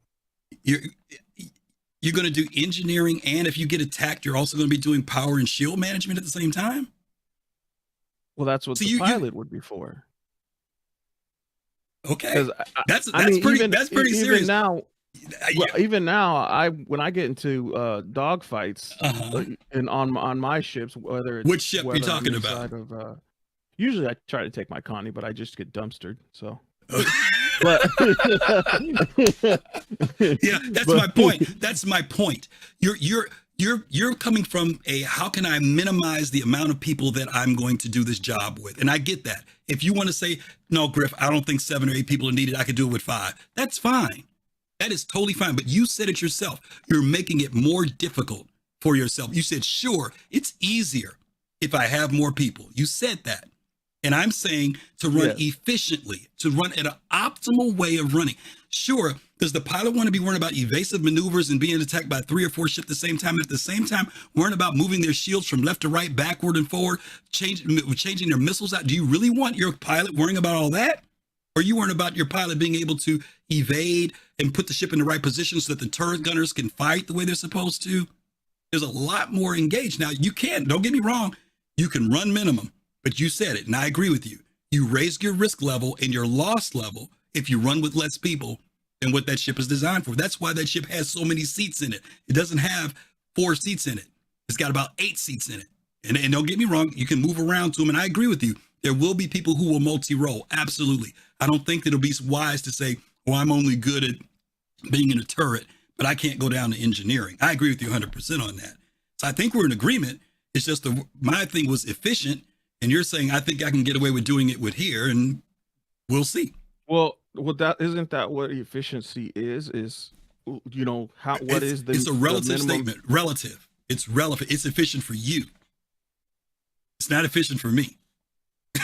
and I'm not barking at you. If you feel you can run the Carrack with 5, God bless you. Because your profits are going to be higher, right? You're taking a greater amount of risk, but you're also going to have better profitability than I am when I have 7 or 8 people. Because my profitability is going to drop, you know, but my possibility of coming back alive is maybe a little bit higher. So we're both taking the trade-off on which way risk versus reward, which is what the game is about, right? Well, even like it's just a scaling thing. Like I was getting back to the Rust thing I was talking about earlier. Even like what is it? The Idris is supposed to have 50 people or something like that. I think the Javelin is 80. No, Idris is like 24, I think. Yeah. So you're not going to need 24 people. To run it at its optimum performance, you might need that 24 people. But then, see, now I'm thinking efficiency. Well, then you could probably run it at, let's say, 10, 12, okay, 15. well, maybe, so maybe I should have used the word you just used. I'm saying optimum efficiency. Yeah, exactly. Because when you say efficiency, I'm like, well, efficiency is all about cutting jobs. That's what efficiency is about. Okay. Optimal is about making sure you're at your peak performance every time. And that's what I mean. I'm saying being able to run an optimum efficiency to do an expedition, I would look at a number like that. Now, mind you, that's just to do that particular scenario. There may be other scenarios, safer areas of space, more populated areas of space, where I would go with a minimal crew. I wouldn't go with a full crew. But I was using, like, if I'm going to do exploration and I'm going someplace I've never been before, I'm going to take everything I think I need. I'm not going to hold back on that particular scenario versus something that's much more familiar. Yeah, I could go with a smaller crew. I could go with a smaller crew. But see, so now if you're running at optimal, now you're not even just talking about, I wouldn't take a Carrack by itself anywhere if I wanted to run it optimally. I'd run it with some fighters alongside it. Well, maybe. But now you just raised your profitability up by doing that, lowered your profitability by doing that now. I mean, don't get me wrong. No, everybody could do that. I would take a person or two out of the ship. But if you're going deep space, you ain't taking no fighters with you. Yeah, that's right. That's gonna be the problem with that. So we're in the same boat. We came to a place of agreement. It is, a matter of people balancing out what level do they. I'm not trying to say it's mandatory for anybody to tell you what number is. You got to take what number works for you. If you and not to be funny, if you only got 7 people, for example, that's all you got. You know what I mean? If that's all somebody's got, that's all they've got. I'm not saying you can't take the Carrack out if you got 7 people. I'm just saying from my perspective, after watching some of the new stuff that they want to add to the ships and the mechanics and gameplay, I'm like, ooh, this is making me rethink how many people do I really think I need to take out on some of these ships. So, well, my overall guess, and again, subject to change, we're still in alpha. I'm guessing most ships are going to require that for about 4 people. Okay. Just at least about 4 people, because you are going to need your pilot, co-pilot, who I feel like the co-pilot is also going to do a lot of engineering work. Okay. And then you're going to need somebody to run guns if anything ever breaks out, and then you're going to need somebody who's going to need to be kind of like a scout. So when you were saying the scenario, the reason why I got confused, I thought they were landing at a planet. So it's like, well, you got to keep one person on the ship, maybe another one to like look out around the ship, and then maybe 2 people go scout or something like that. So that that's how I'm kind of thinking it. Okay, fair enough. All right, almost over. Thank you, brother. Appreciate you.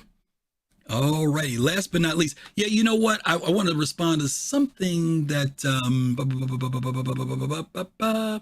someone in YouTube just mentioned about CIG talking about NPCs. Yeah, they did say that there will be NPCs, but this is what also they said about NPCs and all this other stuff. They will not be as efficient as human players. And it's going to be a while before we see them. And we don't know at what level they're going to be. Now, they did say NPCs will be able to get better.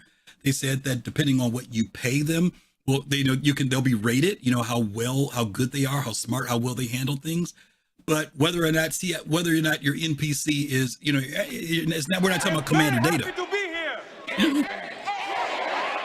Vinarabian, thank you for the follow. We're not talking about commander data here. We're talking about NPCs that you're going to assign to a certain task. Excuse me, and that task may be monitoring turrets or something along those lines. We don't know to what level they're going to have NPCs doing stuff. Will NPCs be cooking your food in the kitchen? I don't know. Will they be able to run engineering? Maybe. I don't know. I don't know what level the AI are going to be able to function in this game. I'm saying I'm not counting on that.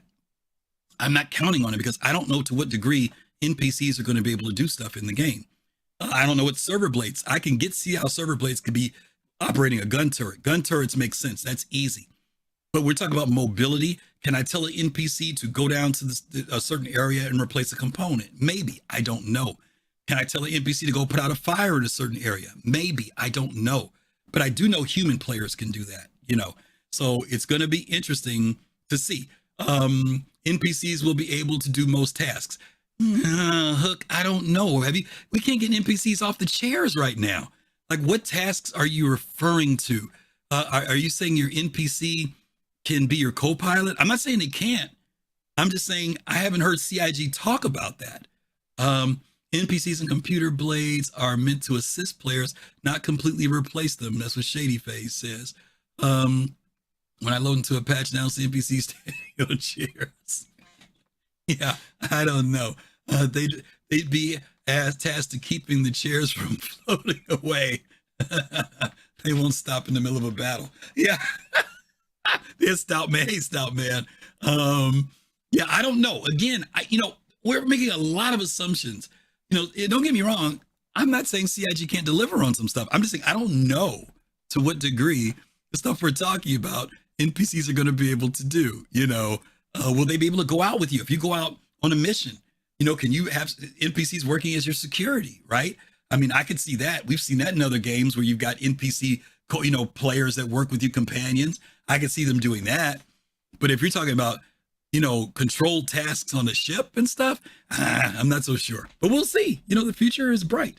Let me bring in Zirin, and then let's move on to the next thing because we're running late. Whoa, boy, are we running late. Zirin, you there?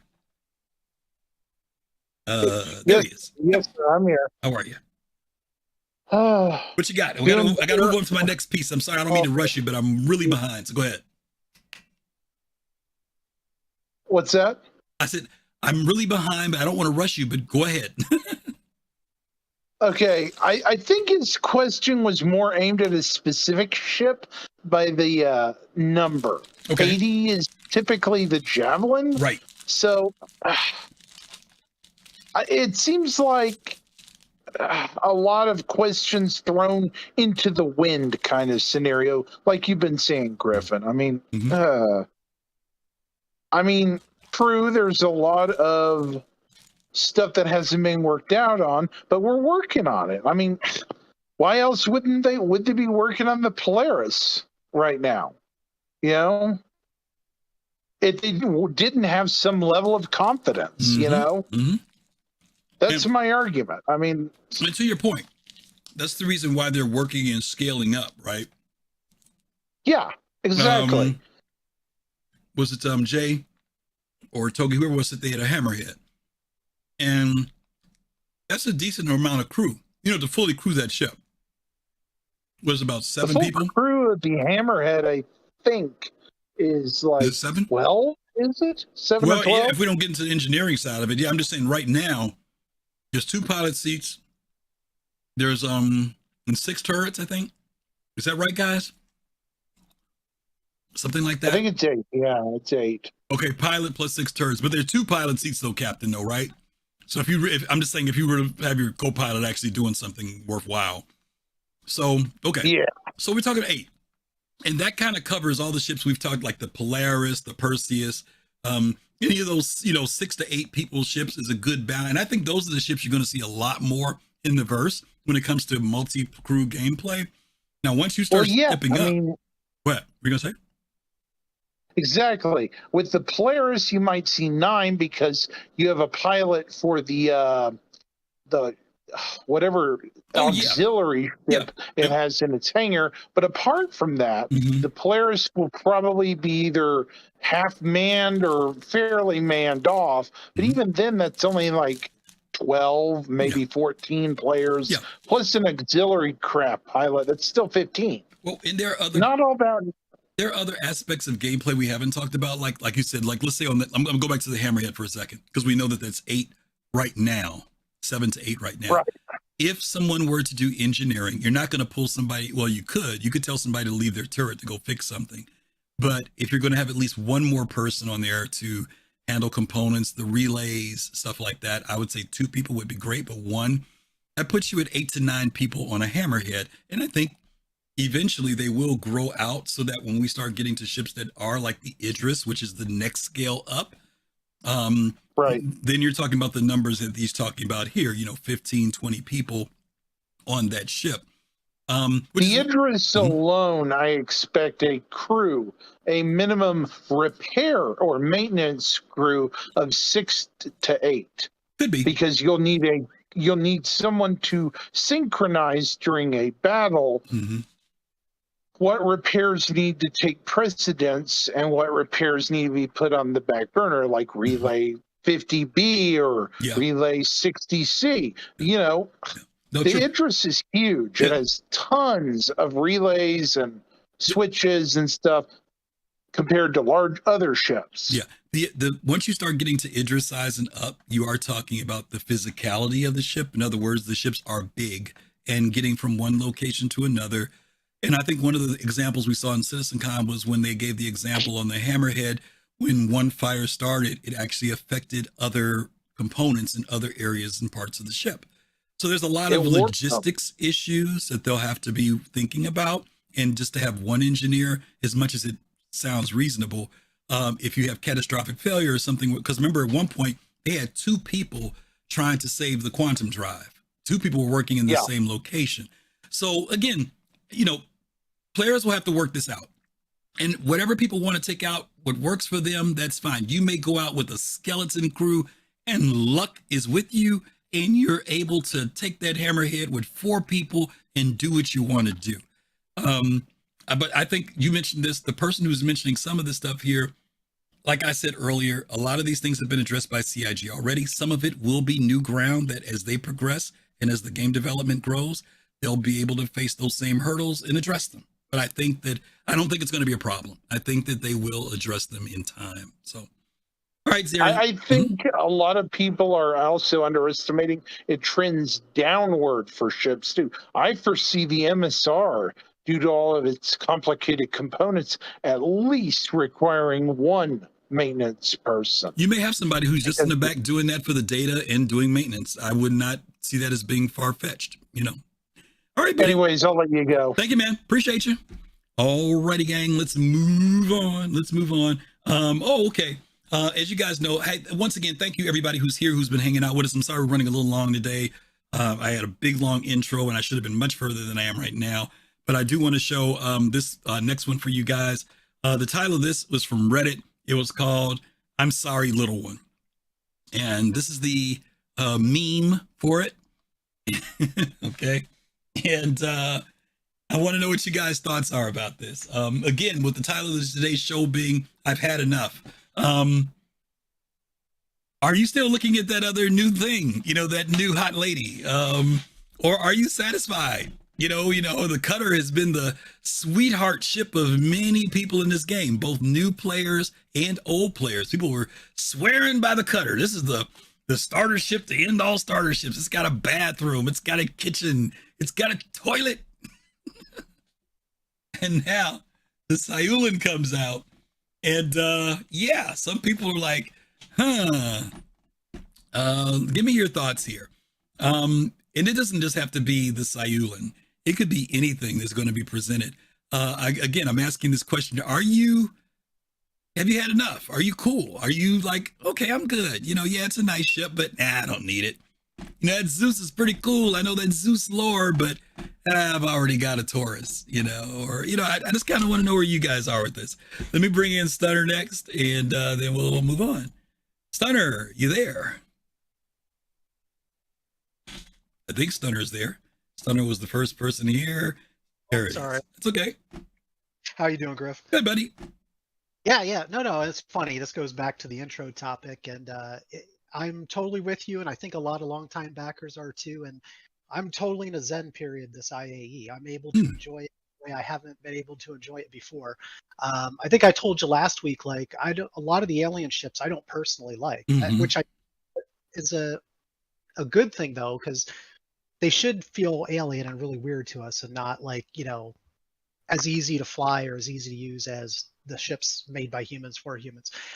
Yeah. And same thing with the Sulian. I mean, I found myself actually posting the video about the Sulian to more people and able to just enjoy like how much CIG is improving making the ships. I mean, I love the way it looks. I think they did a fantastic job on it. It's not for me, but you know, I can enjoy that because I don't, you know, I understand more about the game now. I think I understand more about where it's going. You and after Citizen Con and everything, I can just enjoy it now. I have most of the ships I think I want, and I don't, even though I might have put that pressure, like we said earlier about the FOMO, I've been putting it on myself. I don't feel that anymore, I can support the project at my leisure. I can enjoy what they put out there, but I think it is funny because I saw a couple people like complaining after they flew to Sulian saying like, oh, CIG is going to have to fix how, the camera works and I'm like, it's an alien ship. It's not supposed to be easy, or feel the same as everything else.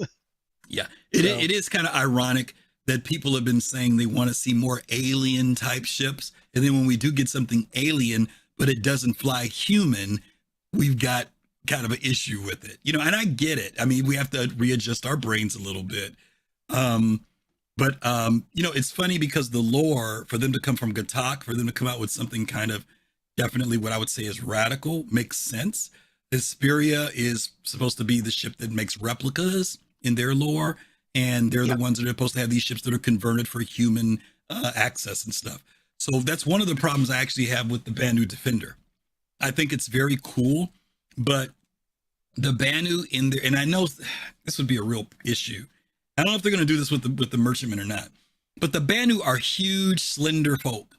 And unless they come up, and I don't know if there's something in the lore about why the Defender feels way more human in its design.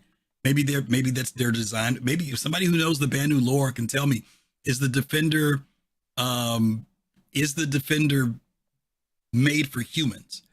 Because if it's a Banu ship, then to me it should reflect much more Banu physiology, or Banu, their body type, tall, slender. When you walk in the door going to a cockpit of a Banu, it looks like it's definitely human designed. But I could be wrong. But this particular one, definitely, I love the fact that they talk about even the bathroom, as frivolous as it is, the fact that they have it where the ship is both English and Banu language inside of it. The fact that there's in the bathroom 2 toilets. I love it. I love it. I love it. That's pretty cool. For the lore aspect of it, it makes sense, So it was a great thing. Yeah. Yeah, and I don't know, again, I don't know that much about the lore in depth, but Gatak manufacturer seems more to me like they're the more patriotic manufacturer of their race. Like, they're like, yeah, we'll make ships to sell to other races because we want the profit, but hey, we're doing it our way. Yeah. Yep. Because we like how we do things. Good point. So you'll have to adjust to us a little bit. Yep. There you go. Good point. All right. Thanks, Stunner. Appreciate you. Yep. All right. Let's bring in Kai's in. Kai. Hello, brother. Can you hear me? Yeah. All right. So I'm gonna keep this short because I know you got catch up. Hold on, my thing's going nuts. All right. So the short answer is that the Sulin is better than the Cutter. The thing that comes after the Sulin will be better than the Sulin. The thing that comes after the thing that comes after the Sulin will be better than that thing, et cetera, et cetera, et cetera. They keep releasing new stuff. It's always overpowered. It gets nerfed later. If you're so dumb at this point that you don't get that, you deserve to not have money. These guys are crafty, and this is how marketing and sales works. The key is, don't pick a ship based on performance on a game that's in alpha when you know it's going to be like, if you have you not seen the last 15 ships that have been released? Just chill. Kai. Buy a ship based on you liking, like, oh, I like this one because it seems whatever, and then you'll be happy. I get it. And my question was, do people feel that they're content with where they are? You're preaching what I started the whole show on today. Okay. So very much okay, because you're preaching what I started the show on. and I'm asking because there are some people who are now reaching that plateau, like Stunner was just saying a second ago. He's at that place now where he's very comfortable with where he is. And so the new flavor of the month does not impact him like back in the day. For some people it does, but there are some people who still, like I said, they thought the Cutter was the end all for starter ships. And now there are people who are saying, I like this Sayulan. And the question is, do you need it? If you've already got a Cutter, I guess that's the other thing I'm asking. I would say this, this ship, unlike many others, I can really see a lot of people wanting the Sayulan because, I love, my favorite ship in the entire game is the Kartual. I love the little, transformers when you take off.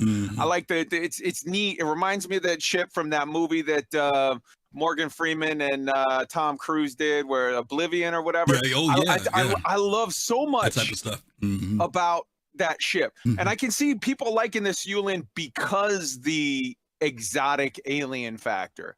It's just a standpoint of when people, I'm sorry, little one, to answer to that. My thing is like, yes, of course it's better.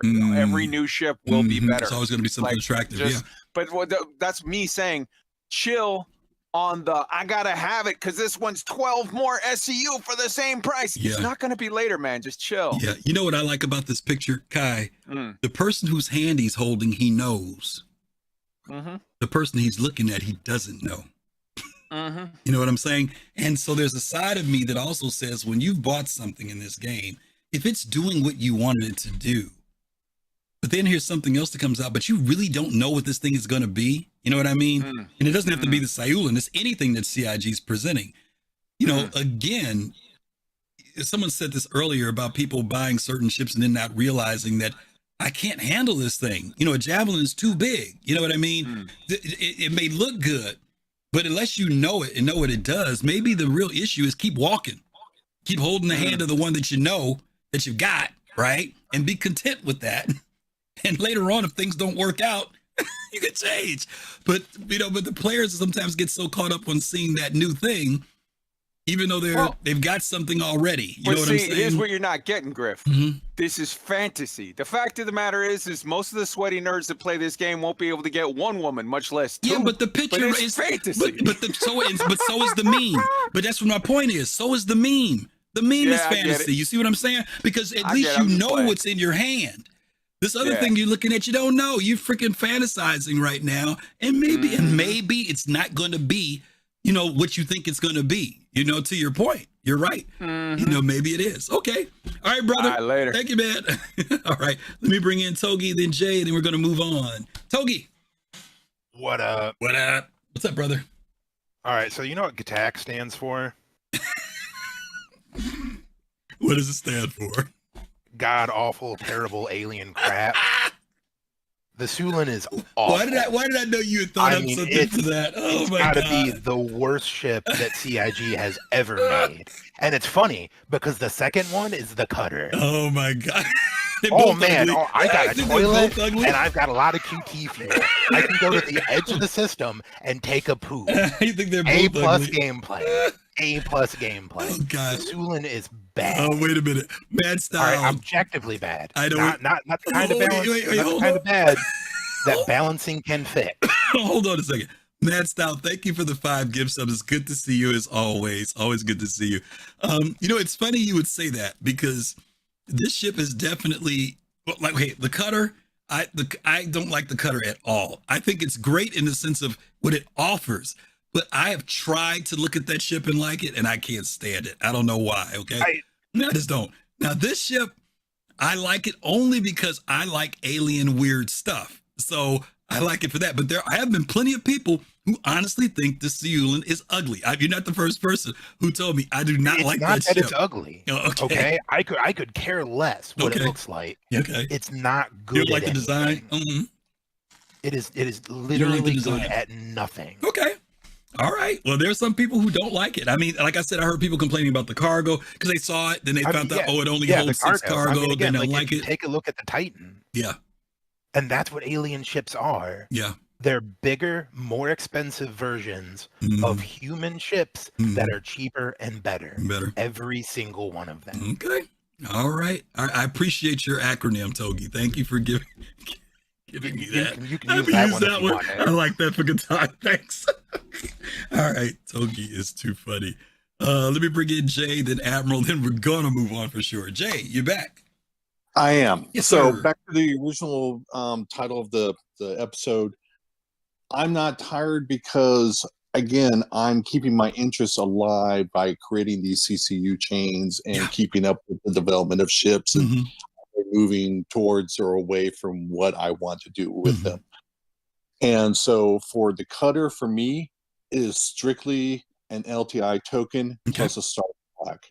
Okay. And as limited one, so I could only have one on my account. Mm-hmm. There are around that, but to do so would take away their giftability. Yeah.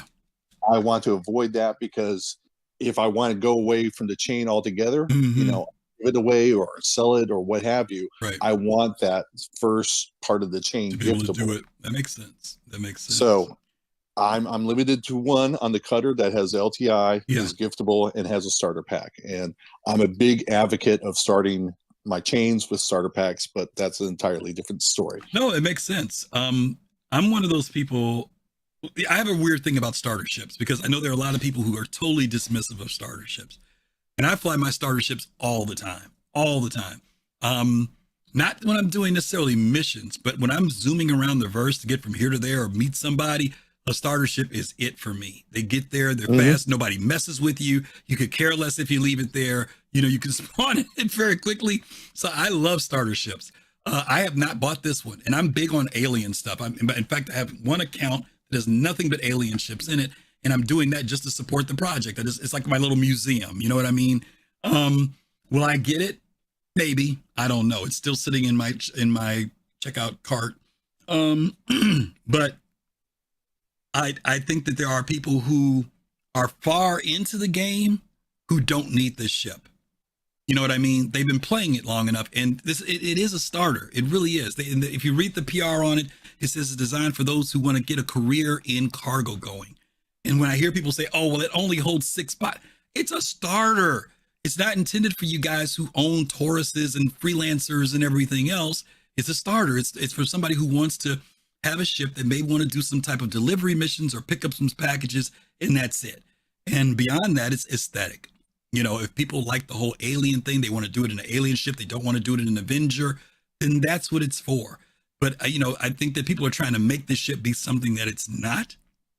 People have been asking for the longest time for a new introduction of a starter, not a starter, an alien ship. And we got one. Some people have been asking for an alien cargo ship, then we know that's coming with the Raylan. So I think your balance is good, especially for the reasons you're doing it with the starter package. You could gift it later, or you could do some other things with it. I think that's a pretty smart way to do it. Very good stuff. All right, Jay. Yeah, and so just a different perspective.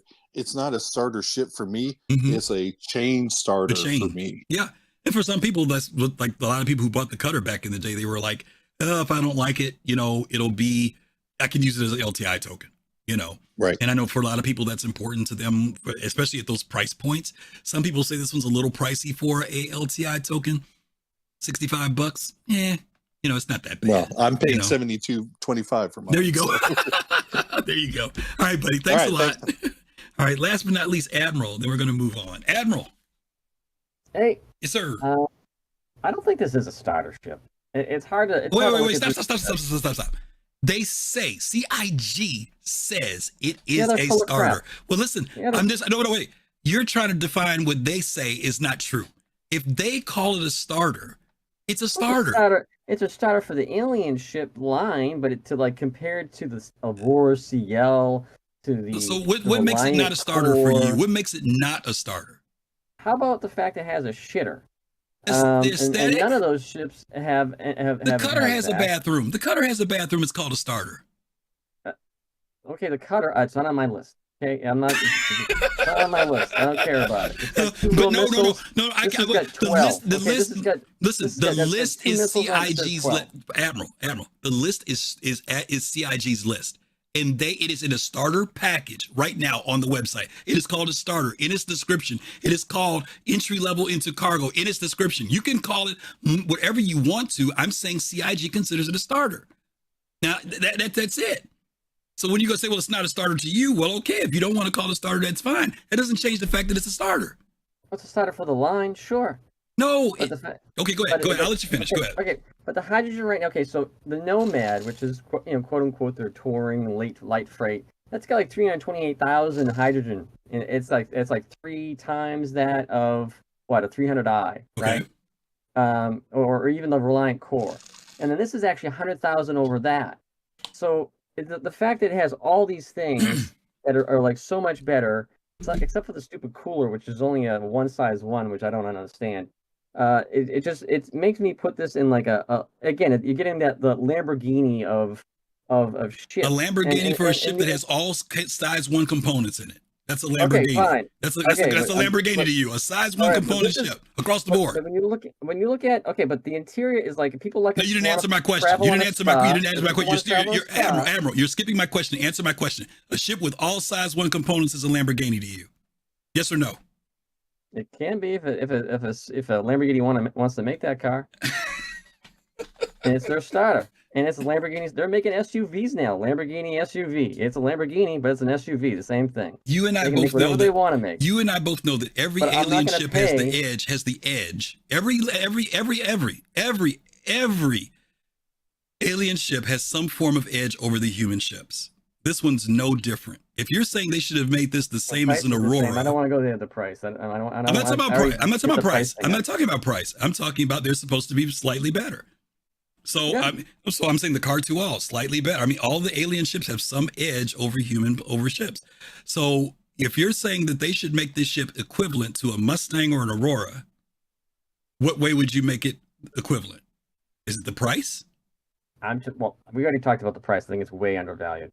But I just think it's really hard to compare this with a quote unquote starter Aurora CL or a line core.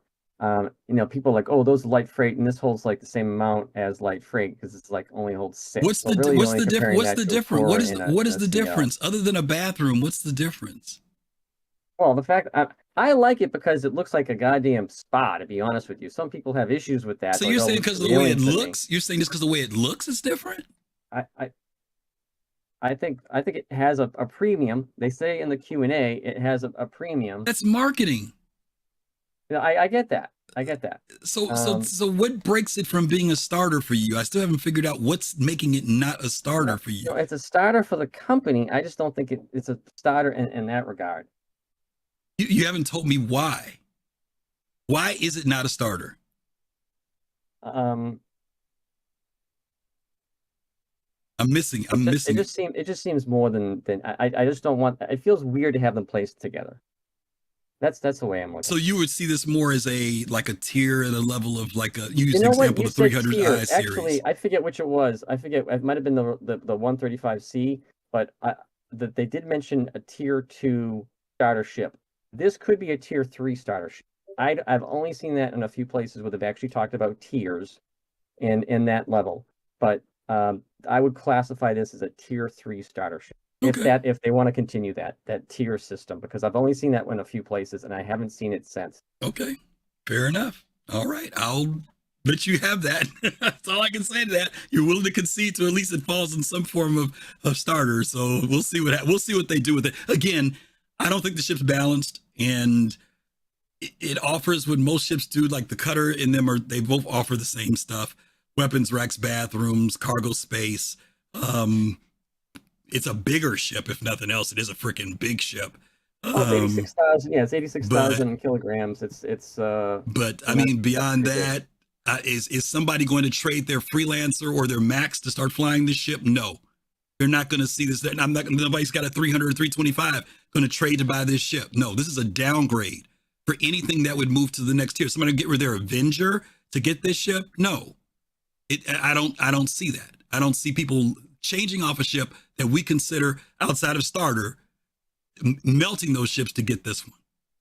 Anything else over that is better. I don't care what ship you pick. There's nothing. Again, the Avenger Titan, I mean, it only goes up. It has a 90,000 hydrogen tank.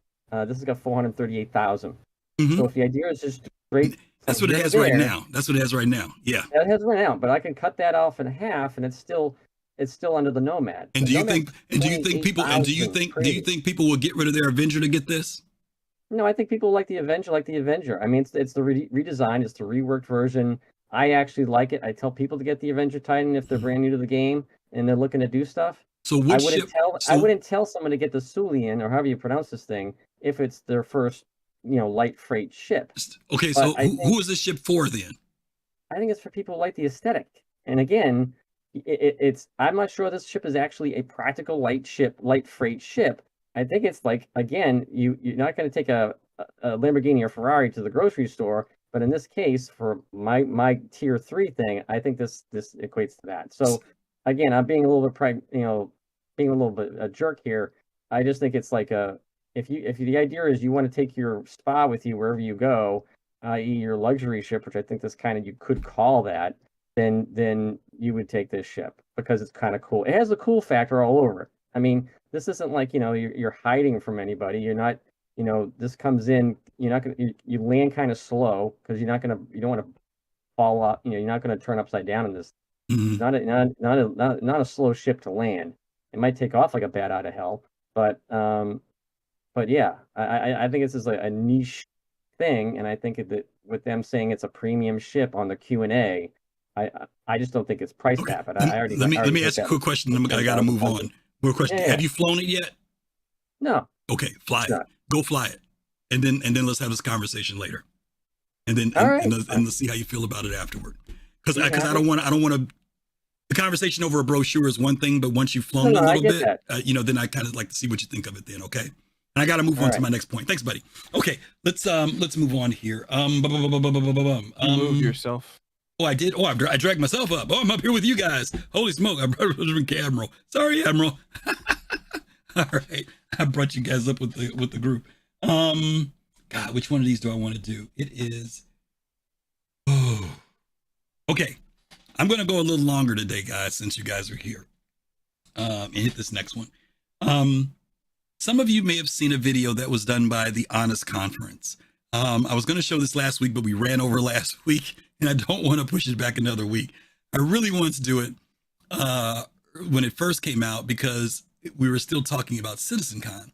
So I'm going to show you guys this video, then I'm going to show you a post, and I'm going to present a question to you, okay? So if you haven't seen this video yet, just kind of go along with it, but check it out. The presentation you're about to endure is completely unreal and heartbreakingly honest at the same time.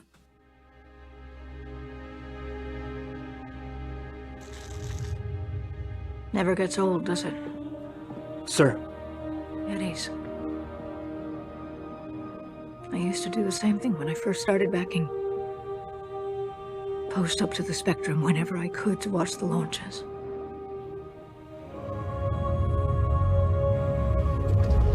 Have you seen the JPEGs up close? No, sir. You'd crap your pants. I did too. $12,000 for 2 ships who wouldn't crap their pants. Sir. Gillian Anderson, please tell the truth. Gillian Anderson. Agent Scully, please tell the truth. Just know they'll never release this game. Really, sir? Keep your head up. Took me a couple times before it sank in. Thank you, sir. Ladies and gentlemen, Chris Roberts. Do I really have to do an honest conference? Hello? Hey, everybody. Can't believe I'm doing this. All right.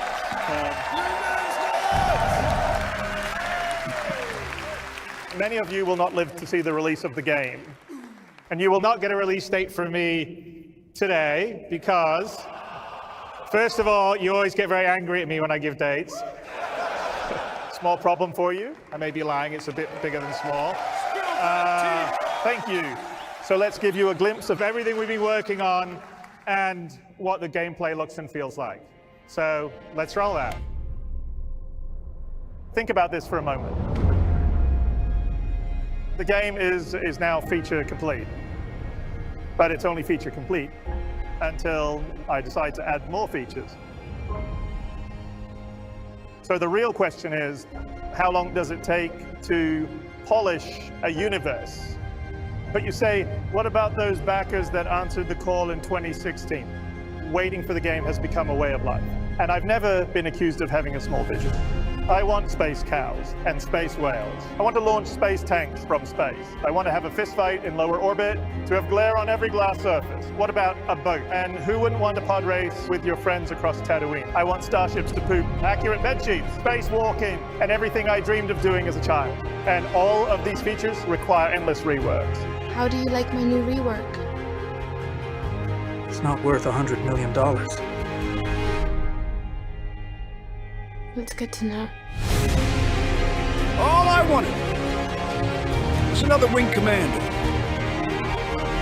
But that's not what I got. I got Mr. Bones' wild ride. But there's no stopping it now. If the money stops, there'll be no game at all. And it would have all been for nothing. We invest today. So in 40 years from now, when you're surrounded by everything and everyone you hold dear, and they ask, what did you do when everyone invested in crypto? You can look them in the eye and say, I held the line. Men and women of Star Citizen, I am proud to spend with you today, or we're fucked. Push a button. Nice speech. Any word from the development team? Not yet. Then let's assume the position. Here we go again.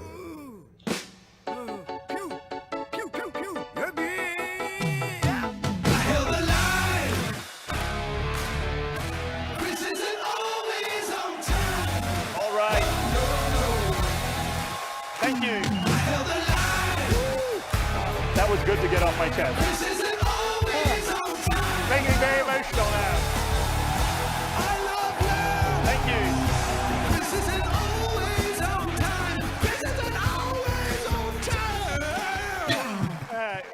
Yeah. I love lamp. All right. I hope you guys, if you haven't seen that before, can appreciate the humor and the satire that's going on there. Actually, Honest Conference did this one. They also did one for Starfield. And every time people think I'm picking on Starfield, but I'm not. So I'm showing you Star Citizen's version. So if you guys check them out when you get time, it's good stuff. Let me show you the question or the point that came up with this one. This one was actually in Star Citizen the refunds Reddit. It was called Reflections Upon Citcon. This must have been one of the oddest events I've ever seen, or rather the reactions were. CIG awarded themselves with all the gold medals and took a victory lap. The backers were in rapture as their faith was rejuvenated. It was a triumph, we were told, and all CIG produced was a video of some in-game footage and a demo of a bare bones something. So, my question to you is, how did you feel about Citcon? Were we just thirsty because it had been so long since we had a Citcon? I mean, we've been doing them virtually, but was it just that, or was your enthusiasm just there for a week or two? Then you kind of came back and played the old 3.21 and said, we got a long way to go. Did you come back feeling rejuvenated? And did you feel like, wow, we are accomplishing something, or they are accomplishing something? Do you feel like the timetables that were given, they told us some stuff would be out in the next patch in 3.22, and they said some other things will be out in the next 12 months. Did you feel like, I believe them this time? Or did you feel like, I'll believe it when I see it?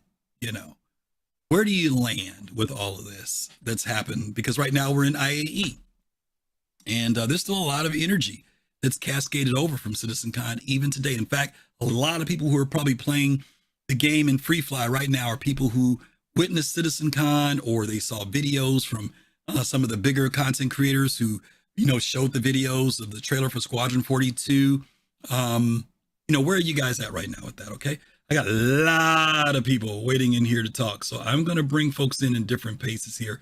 Let me bring in Pops, but he's muted. I'll bring in Pops first, then I'll bring in Kai, then I'll bring in, I'll keep going down the list. Pops, you there? Yes, I am. Yes, sir. What you got? Oh, I mean, how do I feel about Citcon? Well, it wasn't about just CitizenCon. I'm reflecting back on it, and my questions were: was this all fluff? Was it just seeing videos? Were we thirsty, or was it like, yeah, I feel like they are progressing, and what is your general feeling? Plus, I showed the Honest Conference. People saying, yeah, Chris has said this stuff before in the past. Where do you think things are right now? For me, they're in the same place before I left, as far as particularly now, as far as my the people I've got to meet, hanging out and things like that. Those things meant a lot more to me. The things that we saw, we kind of hoped for, but we kind of knew that they were coming. The map, the hair, and all of that. All the other stuff. So you didn't feel any different than after the conference. You just kind of felt like, okay, they're on track, and that was it. Right. Okay. Of course. I mean, we all knew they were going to show us something. They weren't going to show us, and say, hey, here's a couple of finger sandwiches. Thank you for flying out here, wherever you're from, the four corners of the earth. Okay. And, we all knew they were going to show us something. Okay. Some things. So those things were, there were some surprises. Good to see the evolution of the game development that they're going through. But it was more about the electricity of the people in connection with the presentation. So let me ask you this question, and I'm going to move on. So if you were to say on the scale, has your confidence level increased or gone down, or is it the same? It's the same. I've never, that's never wavered. Okay, here it's the same. Okay, cool. All right, Pops. Thank you very much. All right, let me move on to, I think I said it was Kai next. Let me bring Kai in. Kai, you there? Hello. How are you, my brother? Okay. All right. So there's three sort of general topics here. The first is the video that you just showed. I think it was hilarious. I think anyone that can't laugh at that, you are the problem. You're the people that people point to and say, this is a cult. It can be funny without you saying like the project is shit. You don't have to be Refundian to laugh at a thing that was made well, that was ironic, that was silly, that was stupid, whatever. To the point of like the larger point that you're mentioning of this in reference to Citcon. Was Citcon good? Was Citcon bad? I had a conversation with you earlier in the week offline where I told you my feeling on this, and I feel like it's good to iterate it on air, which is anyone that said that Citcon was fantastic is full of shit. Anyone that said that Citcon was all a con is full of shit. I honestly don't think that you can honestly judge a Citcon based on the Citcon. The way that you judge a Citcon in my mind is the day before the next year's Citcon, because they always say, well, we think we're going to try to get this much in the next year. And the fact of the matter is Citcon is just a demo. It doesn't prove anything. It doesn't disprove anything. Now it's a matter of like, you've shown us what you say is coming. Now prove it. Put your money where your mouth is. I happen to personally believe that this year's Citcon, honestly, the shit that they said where they're like, this is what we showed at Citcon. And I think that this is, Chris Roberts says, most of this hand wave, insert money here, is coming in the next 12 months. Honestly, I think half of it's coming in the next 12 months and the other half of it is coming in the following 12 months. And I believe that if that is true, I believe if you can get, if Chris can get half of this in the next 12 months and half of this in the next 12 months after that, it will be the biggest the biggest win in all of gaming thus far, literally since the launch of World of Warcraft. It will be that massive. I think this Citcon was fantastic, but I refuse to rate it until I see what they actually deliver. I feel like this is super awesome. I'm super excited. As far as like, how did I feel on the day of Citcon? I felt like it was the massive win, best Citcon ever. But you can't really rate it until you see what they deliver, not just what they promise. And the last point to your whole, I've had enough. I'm going to rebrand that and say I am very happy with my purchase. And that's exactly where I am. I've had enough as a negative connotation. Right. I'm very happy with my purchase. Says I don't need to buy any more. No, thank you. You don't need to sell to me. But I'm glad with what money I gave you. And that's exactly where I feel with CIG right now. I'm super optimistic, but to the part of the community that is right now taking a victory lap based off Citcon, dude, they haven't delivered it yet. Chill out. Wait and see. Okay, cool. All right, Love Kai. you, brother. Thank you, bro. I'm out. Alrighty. Let's bring in, I want to say Fist and then Godsend, I think, and the J. Fist, you there? On Griff. Okay. So two things I want to kind of point out, and I'll try to be brief. Got a lot of folks in there. First one, the video, fantastic, very great. Which scares the hell out of me. I'm gonna be honest with you because it was very well done. And you and I know when I talked about this a long time ago when Adobe presented this before AI, and they showed it, and the reason why they shut it down because it was. It's a big liability. You pull it off. Yeah. It's a big liability. You know what's going to happen this coming. I'm not even going to go into it. But anyway. Right. All right. But anyway, so my thing is for me and to the point of the question is that I feel rejuvenated from looking at it from a developer point of view. I'm not a developer. I'm not saying that, but I'm talking about from the game industry. Because the way I saw CitizenCon was a presentation from them showing what tools they can bring to the gaming industry. So for me, when I looked at it, I was like, holy crap, okay, this puts other games on notice. Like, look, this is what we can do. Because now if you're content with the Call of Duty, run from the spawn point, run out, get your face shot off, run back, spawn back, and then go back out there and rinse and repeat, that's fine. That's cool. I'm not saying that. But to see the level of details from what they shown where you can go seamlessly, as a lot of folks we were talking about, we talk about that Asmongold video, we could talk about the other video that I forget his name. Dr. Disrespect. Right. He reacted to it as well. Right. We can look at it and see the level of, I'm gonna say that word, immersion. And a lot of us say, man, well, it's taking so long. But realistically, I look at it like this: you should want to root for them because this progressively pushes, the gaming industry as a whole. To look forward, so that we get a better product. Because trust me, you don't want another Anthem out there. Okay. All right. Thank you, Fist. That's good points. Yeah, we definitely don't want another Anthem. Let me bring in Godsend, and I'll bring in Red Bear. Godsend, you there?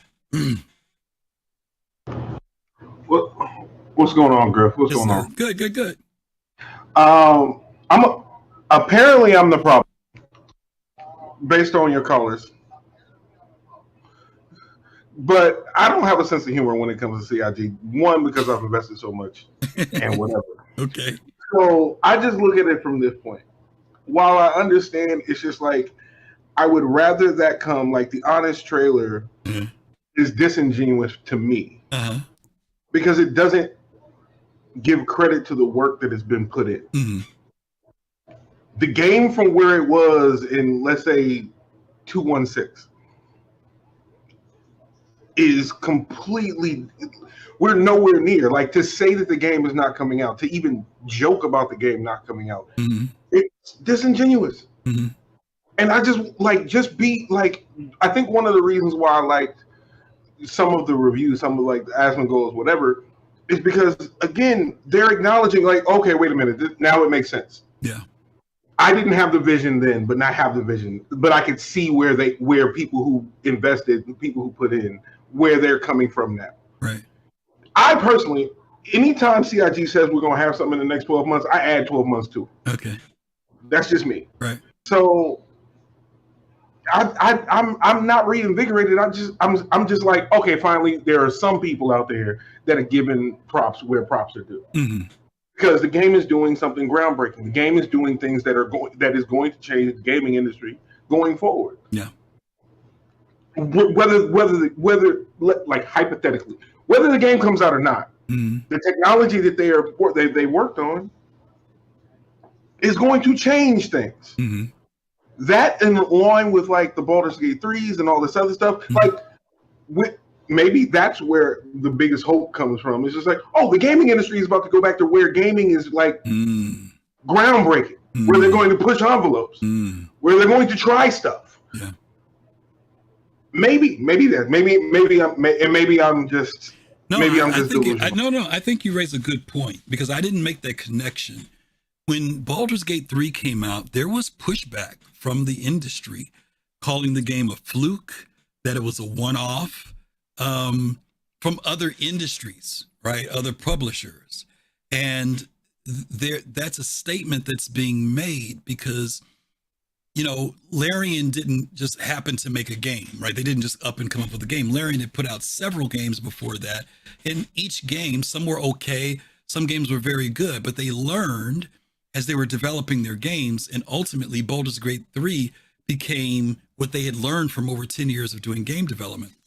And I didn't think about it from that perspective of the fact that maybe not just CIG, but Larian and other studios will now come out and once again, like you said, do what we used to consider groundbreaking games, which a lot of gamers who play now have never seen a groundbreaking game. They've been playing reiterations or updated versions of stuff that's existed for a while. But to see a corporate level spill, this is what you get, this is the best that we can do. Well, it's not the best that they can do, it's the best that they're willing to do. Because, you know, look at, you know, let's go corporate for a second, and I'm not going to wear this point out, but, you know, Cyberpunk did very well as a company with Witcher in their previous work. And there was a lot of anticipation because of their reputation of what Cyberpunk would be. Cyberpunk was not a bad game. Cyberpunk didn't have enough time.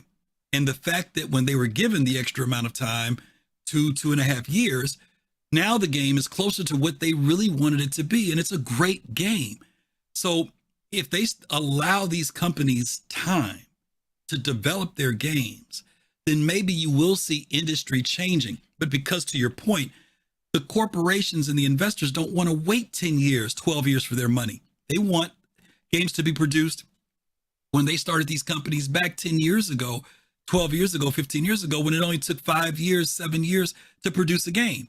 And they want their money back quickly. They're not going to wait a decade for their money. So the question becomes, and again, that's why CIG didn't use a publisher. They don't have that monkey on their back. Now, the monkey they do have on their back is us, their own private investors that they have. They have a few private investors, but I think those people understand what CIG is trying to do. So in some ways, we're kind of doing the same thing that publishers do to games when they come out bad. We're yelling at them saying, put the game out. We want the game out, which is the same freaking thing publishers do to the developing companies. And then when the games come out, they don't deliver or they're not what they want. Then what happens? The consumers now we want to throw our hands in the air. Because now they're the problem. We actually have become, the community in many ways has taken on the same attitude of a publisher that CIG was trying to get away from. I know that may be a hard pill to swallow, but I'm not, now listen guys, I'm not talking about the desire to want to play the game. All of us want to play the game, but I'm talking about when we put that same level of pressure of just get it out. It's been too long. That's the same thing the publisher says when they give money to the company and say, we need this game put out because Christmas is coming up or because a new console is coming up. And then when the developers come back and say, it's not ready, we need more time. And real quick, and God said I got to move on, but I watched GDC's thing on Star Wars Galaxies, and I was a big Star Wars Galaxies fan. And even when it came out, it was broken, but it was a wonderful game. But the developers said they went to Sony and said, we need another 6 months to a year. And you know what Sony told them? You got 1 month. That was the response. And so they put out a game that was horrible, because they had put the money up and didn't want to wait. And sometimes we as the community do the exact same thing. We want this great, grandiose game that's going to do all the things that we've ever wanted to do in a game. But then we sweat and say, well, we need the game out now. Stop buying ships. Stop doing this. We need the game. And we are fickle. Gamers are freaking fickle. We'll be the first ones. If the game is horrible, we won't say, well, the game is terrible, but, you know, I hung in here, so I'm going to keep playing it. Even though you know what we're going to do? We're going to move on. And we'll leave Star Citizen in the dust. And I dare anybody to say that gamers wouldn't do that, because that's what we do. So I have a weird, don't get me wrong. Again, as a consumer, as a player, I want to play the game. I just want this game to be really, really freaking good. I want it to be different. I don't want it to be something that 6 months later I could care less about. So that's my 2 cents. So thank you, Godson. You brought a good point in. Thank you, brother. All right, I got to move on and get some other folks in here. Let me get Red in. I haven't talked to my buddy Red in a while. Red, you there? Yes. Hey, how are you, man? Not too bad. I know you got some thoughts. What you got to say? Yeah, of course, I did like this video from those guys. They made also some other. Yep, they made other ones, yeah. Yeah, they're very good at it. So glad to see him. Even for Star Citizen, I had a laugh. So that's that. And well, people should be able to laugh about themselves, right? Yeah. Okay, to the other one, the victory lap, etc. There's nothing shown there. I thought it was something greatly shown. We kind of just stepped over the server meshing demo as if it was nothing. It seems to be ignored for some odd reason. Yeah.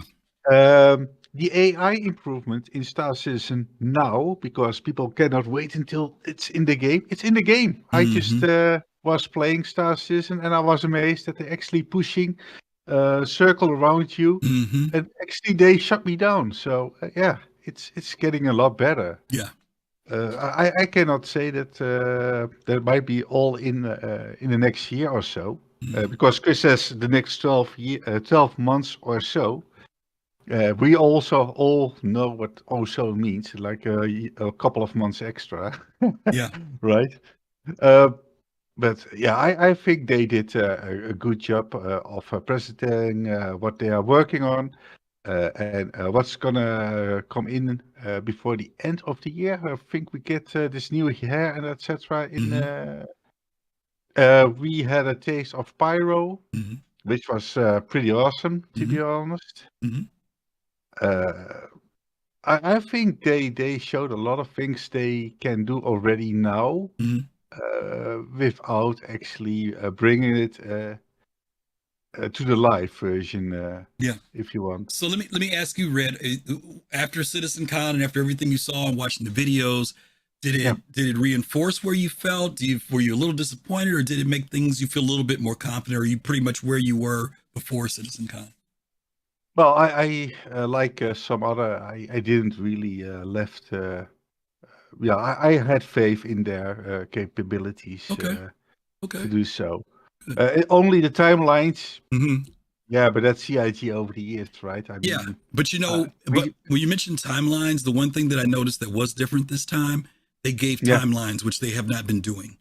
For example, they said that certain things would be out in 3.22, and then and then several of them talked about that stuff that they wanted to release within 12 months. So they have been really not doing that recently because it always bites them in the butt. And the fact that they felt confident to do that this time was a little bit of a change, you know. And I agree. You know, we've had dates before, but they've been staying away from dates for a while now. Yeah. So I was surprised that they put this stuff in before the end of the year. Yeah, it was quite a bit, in my opinion. Yes, agreed. Agreed. There's a lot in the patch notes there, and then we still got 3.22, right? We still haven't got the 3.22 yet. This what's it called for in ships? If you can if you go into break into some ships, you can just shoot them out. Oh yeah, the trespass. Trespassing. Yeah, sorry. Yeah. What about that one? But that's a big one. Yeah. We have the tractor beams now. Yep. As well. Yep. I think that's a biggie. Yep. The SRV that's coming. Yep. That's also a big one. Yep. We get so much more this year already. I think that's. I think they may pat themselves on the back. They answered a lot of questions we had from the last year, where they are, and we got them all delivered in 2 days. Yeah. At least for the most part. Yeah, good point. In my opinion. No, it's good points. Good points, Red. All right, brother. Thank you very much. Appreciate you. All right. Later. All right. Let me bring in Jay Voodoo Child. Jay, you there? I think Jay's there. Yep, I'm here. Yes, sir. So, CitizenCon did raise my confidence level in the game and its progress. Okay. One thing that I am grateful for is the commitment that was made in the letter of the chairman at the beginning of the year that we will be in Pyro before the end of this year, like fourth quarter. It came true. Now, granted, it was like its own server and that sort of thing. So, you know, I imagine that they kind of cheated to make the date, but they made the date. Yeah, it's a matter of semantics, right? Right. And so, yeah, it's not fully playable in the PU or all that good stuff, but, you know, they did it. Yeah. So, you know, they made a commitment and they followed through with it. And I think they made extra efforts to make sure that they followed through because they have a horrible track record.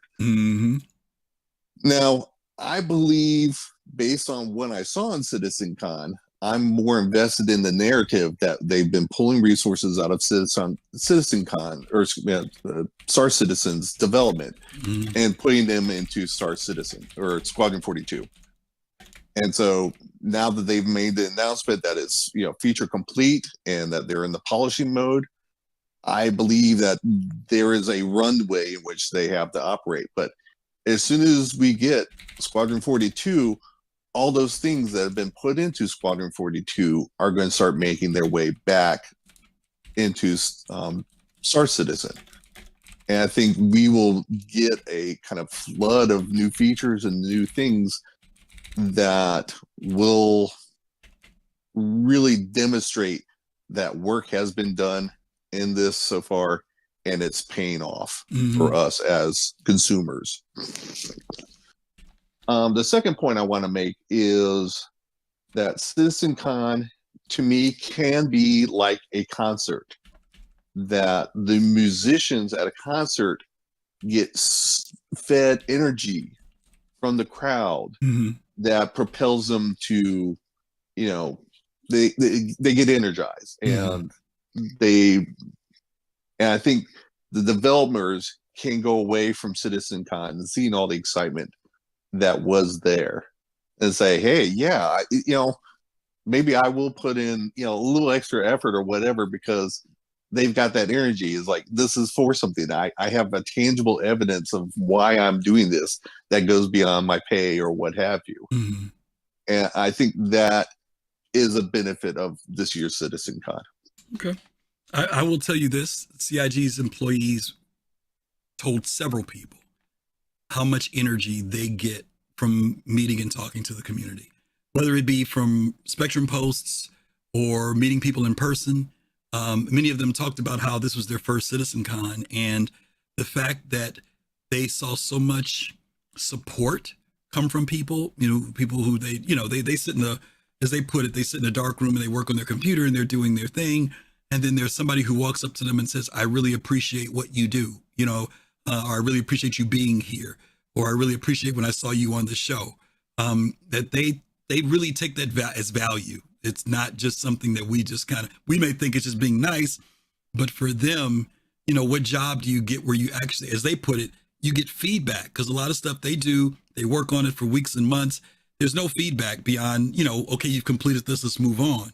But for them to be able to hear someone say, I really, oh, you worked on such and such? Oh God, that's my favorite ship. Or you worked on this, I really like that. That really does inspire them to continue working and doing what they do. So you're right on the money with that. Good point. All right, Jay. Thank you, brother. Yep. All right, let's bring in Almost, you there? Yeah. Yes, sir. Sorry about that. It's okay. Can you hear me? Okay.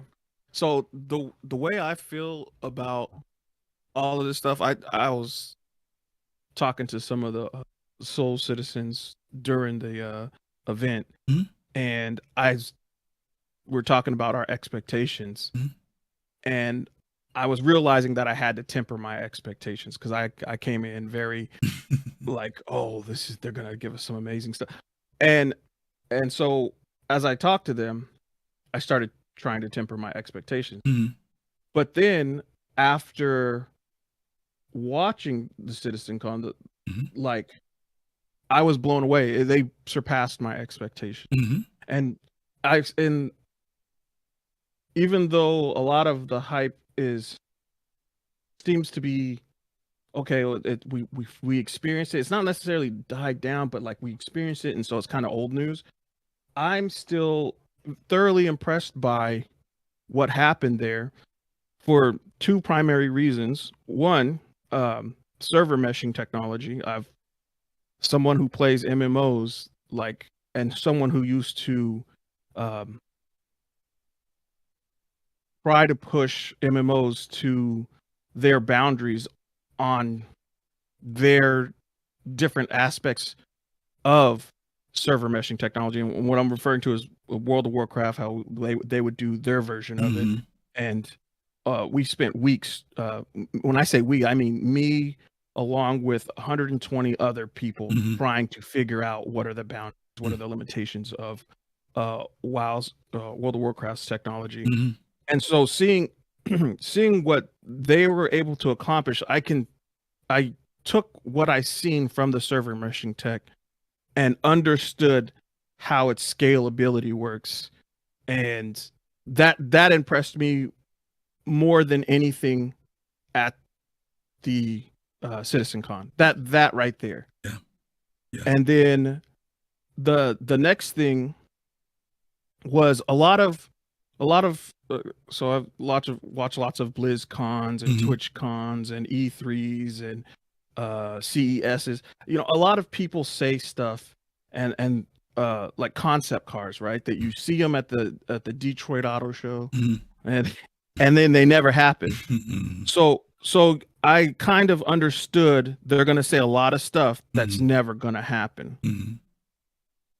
But at the end of Citcon, Chris Roberts said something to the effects of, I could have showed you this stuff next year, or, you know, what have you, but I'm showing it this year because the idea is that all of this stuff that was shown in Citcon will be out within the next year. So that is the second place thing that most impressed me, because he's not saying that we'll definitely get it all done by the next year, but everything that we've seen was on the table to be done within the next year. That was very impressive to me. Yeah. So, I mean, people can doomsayer everything that they want, but ultimately, when somebody gives you their word, somebody's word is all you have to go on. Yeah. And I understand that they've been failing for a decade on their word, but as I said in the last time I was on, it's becoming more and more tangible. It's becoming more and more of reality. And I think now we can start, let's say, leaning a little bit more on their word. Yeah. I'm not sure.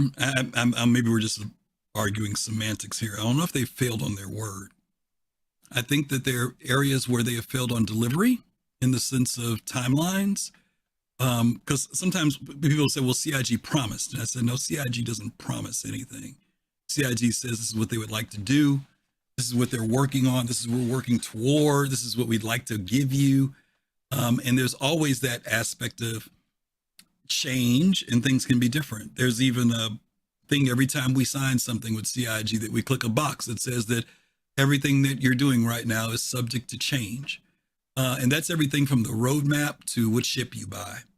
Now that's a really volatile agreement that we have with them. It's a volatile relationship we have with them. Its stability can be very questionable. It could be, yes, they deliver. I'll give you an example. When they started doing bartenders, no, it wasn't the bartender, was it? Yeah, it was the bartender. It was the thing. People asked, why are they doing bartenders? They couldn't figure out why. But as far as them for AI tech, that was the place they chose to start, and it was the place that seemed most reasonable. We would have probably said, why aren't you working on something like gunners for ships? But instead, it was for them, it was bartenders, because they want to be able to do vendors and things like that for the economy. And sometimes we, as the backers, have our things that we think are important that should be in the game. Tessa Bannister was one of the first mission givers that we got. She was not a person. She was not an avatar. She was nothing more than a voice that was at a space station that when you flew within proximity of, because this was pre-Moby-Glass, when you got to this particular space station, you got this message to go do something. That was it. That's all it was. She gave you 10 missions. They were the same missions. That was to work out the beginnings of mission giving. That was it. Now they took it away. We have not seen Tessa since then. They said Tessa will be back, and I'm assuming one day Tessa will be back. But I actually hear people every once in a while say, yeah, where is Tessa Bannister? They said she was going to come back. I mean, they'll actually say that.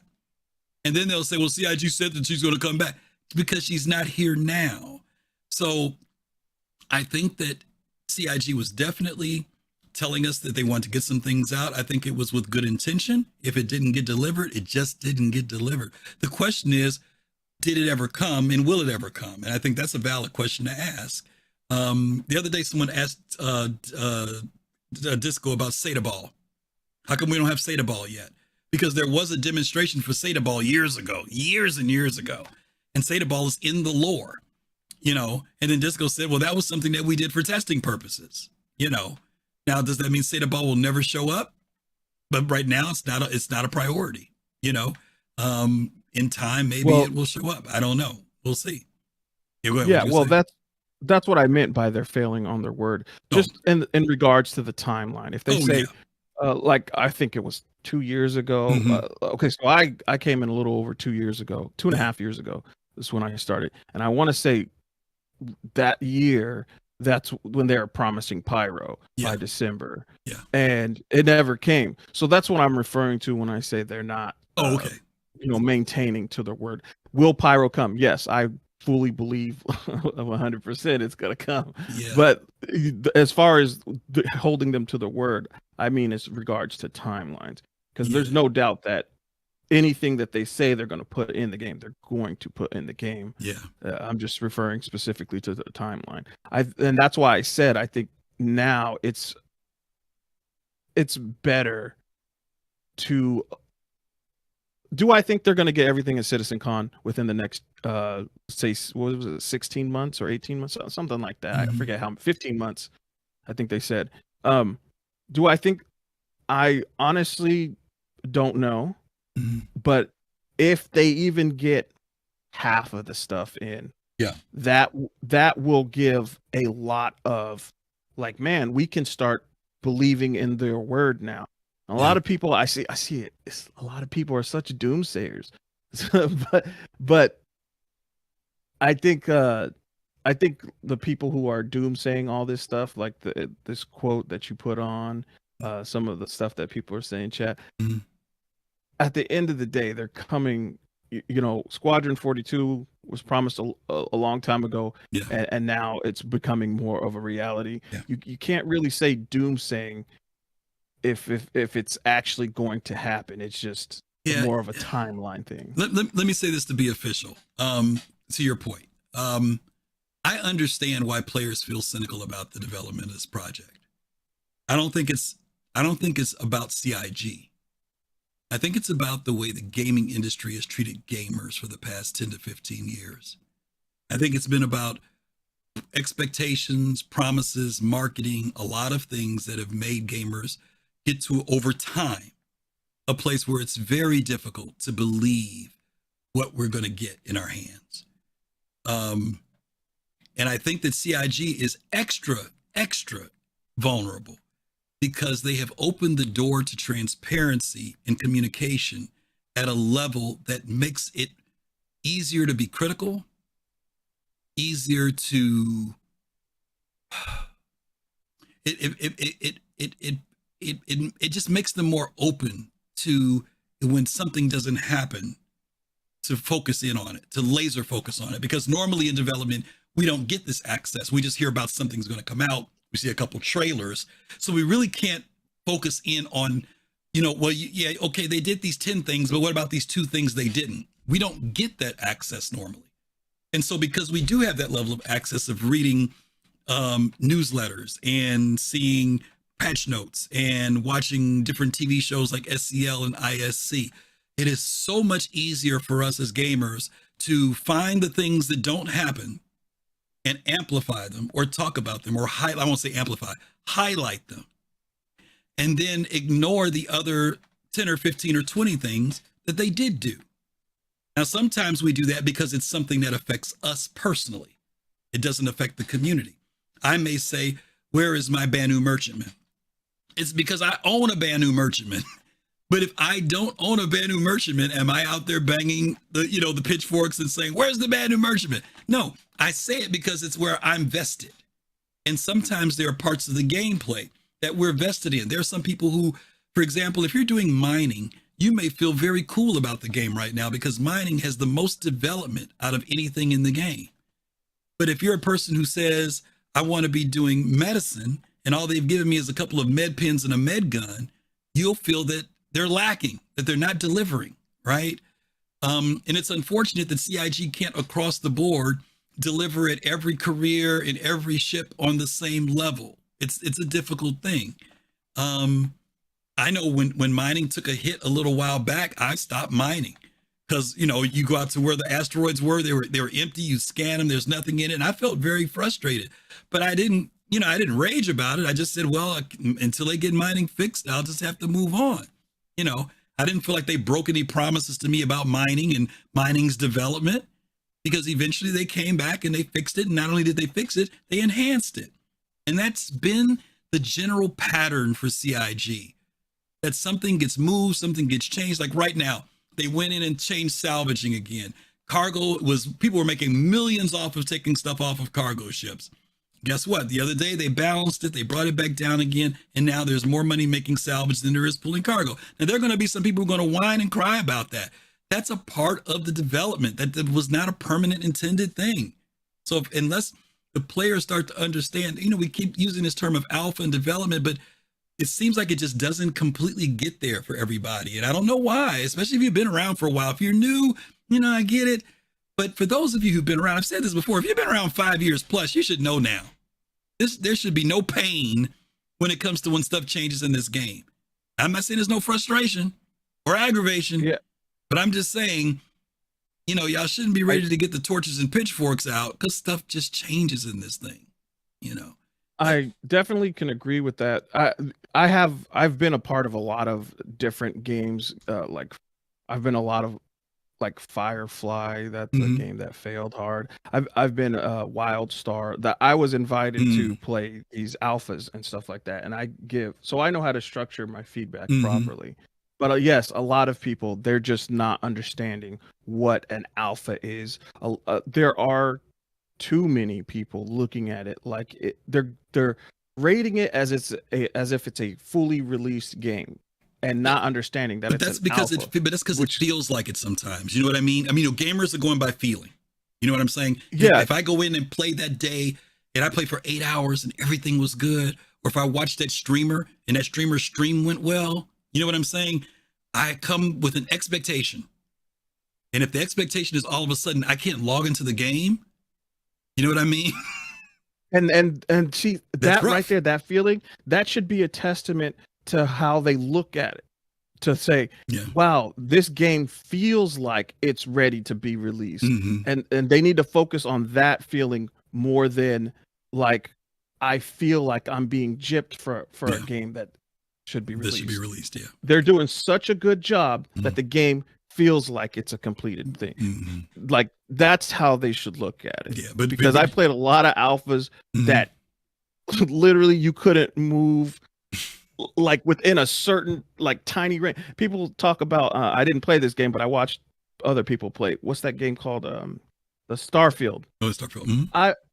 I've been in alphas where it was supposed to be an MMO, and the alphas were your actual play location was smaller than one of those planet sides on Starfield. Yeah. It was smaller than that, so you literally had thousands of people crammed into this tiny box area. Like, I guess that's what helps me to see. Well, because I've played so many alphas, maybe that's how I'm able to look at the good that's going on. But I feel like definitely a lot of people need to really get that it's an alpha under, get it in the head. Fair enough. All right, buddy. Appreciate you.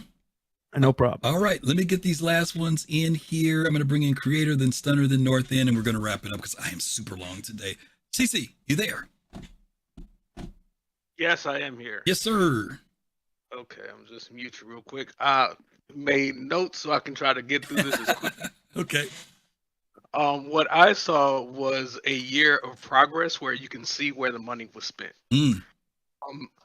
They first, I want to say that they showed me as a company that they understood the moment, especially in light of Starfield, how to use that moment to best frame their IP and allow people to make a conversion from their frustrations with Starfield to being able to see what they wanted to play in Star Citizen. So I think that spoke a lot to them understanding kind of where they are in the moment. I saw them hitting the check marks that it will take to make sure that their game engine is next gen. There was stuff with ray tracing and all those different things that needs to be checked off, that they've done that work. That's a huge investment. And it was smart branding it as Star Engine because it basically said in the process of making this game, it's so big, the scope of it is so big, it birthed its own game engine. So I think that was smart as well. I think their focus on Squadron 42 was also important because it creates a way for a person new to the Star Citizen universe to have an entry point. People don't jump right into MMOs, especially at this scale, but having a single player campaign that people can identify with, can see polished with, that gives them entree to it. So I think that's smart, and it justifies why they decided to focus on getting that out the door. I saw assets again, where the money went. I saw this guy mentioned that he saw all they produced was a video and some in-game footage and bare bones something. But I saw tons of assets for pyro, for homesteads, for base building, for a number of things that is just about you need X amount of time to get this work done, and they've clearly been doing the work because it's there. Yeah. I saw immersive game systems. The concept of whatever you do or any button you need to activate, things you need to press. The physics with puzzles and things like that. I saw things like that where it's things that were talked about in the past, but now it's actually in engine, so it's nailed down to some degree. Okay. I saw a fundamental rethinking of sound design with the experimental or the optional game sound mode. I saw third-party people experimenting with that. It was good to see. It was refreshing to see that that'll be an option. I saw server meshing, which someone brought up earlier, and don't even have to go into why that is so important as the next step. But one other thing that left me feeling most positive after CitizenCon was seeing that they are actually conscious of their backlog and the shortcomings that they have fell down, and addressing them and how they're going to resolve them. And that just left me in a good place, knowing that all our reports and complaining does not fall on deaf ears. So overall, I think the CitizenCon event was a huge success. Okay. So for your meter, did afterward, did you feel the same? Did it help reinforce or did it decline for you as far as your confidence? I was more confident in it, to the point that I can start having those entry level conversations with people about the game. Okay, gotcha. And not feeling that I have to answer to the scam part of it. Okay, fair enough. All right, CC, thanks for the observations, man. Good stuff. No problem. All right. Let me bring in Stunner, and then we're going to do the North End, and we're going to wrap it up because my wife's coming in with groceries. Stunner, what's up? Hey, Griff. The Honest Con video was absolutely done well and so funny, and it's the same jokes we in the community of Star Citizen have been making about the game and Chris for years. We've all made the same jokes, so well done. And anybody who feels a little sting from it just should go watch the one they did on Starfield. That one was rough. Yeah. And honestly, if you're worried about somebody that doesn't know the game seeing that and getting a bad rap from it, if they have any kind of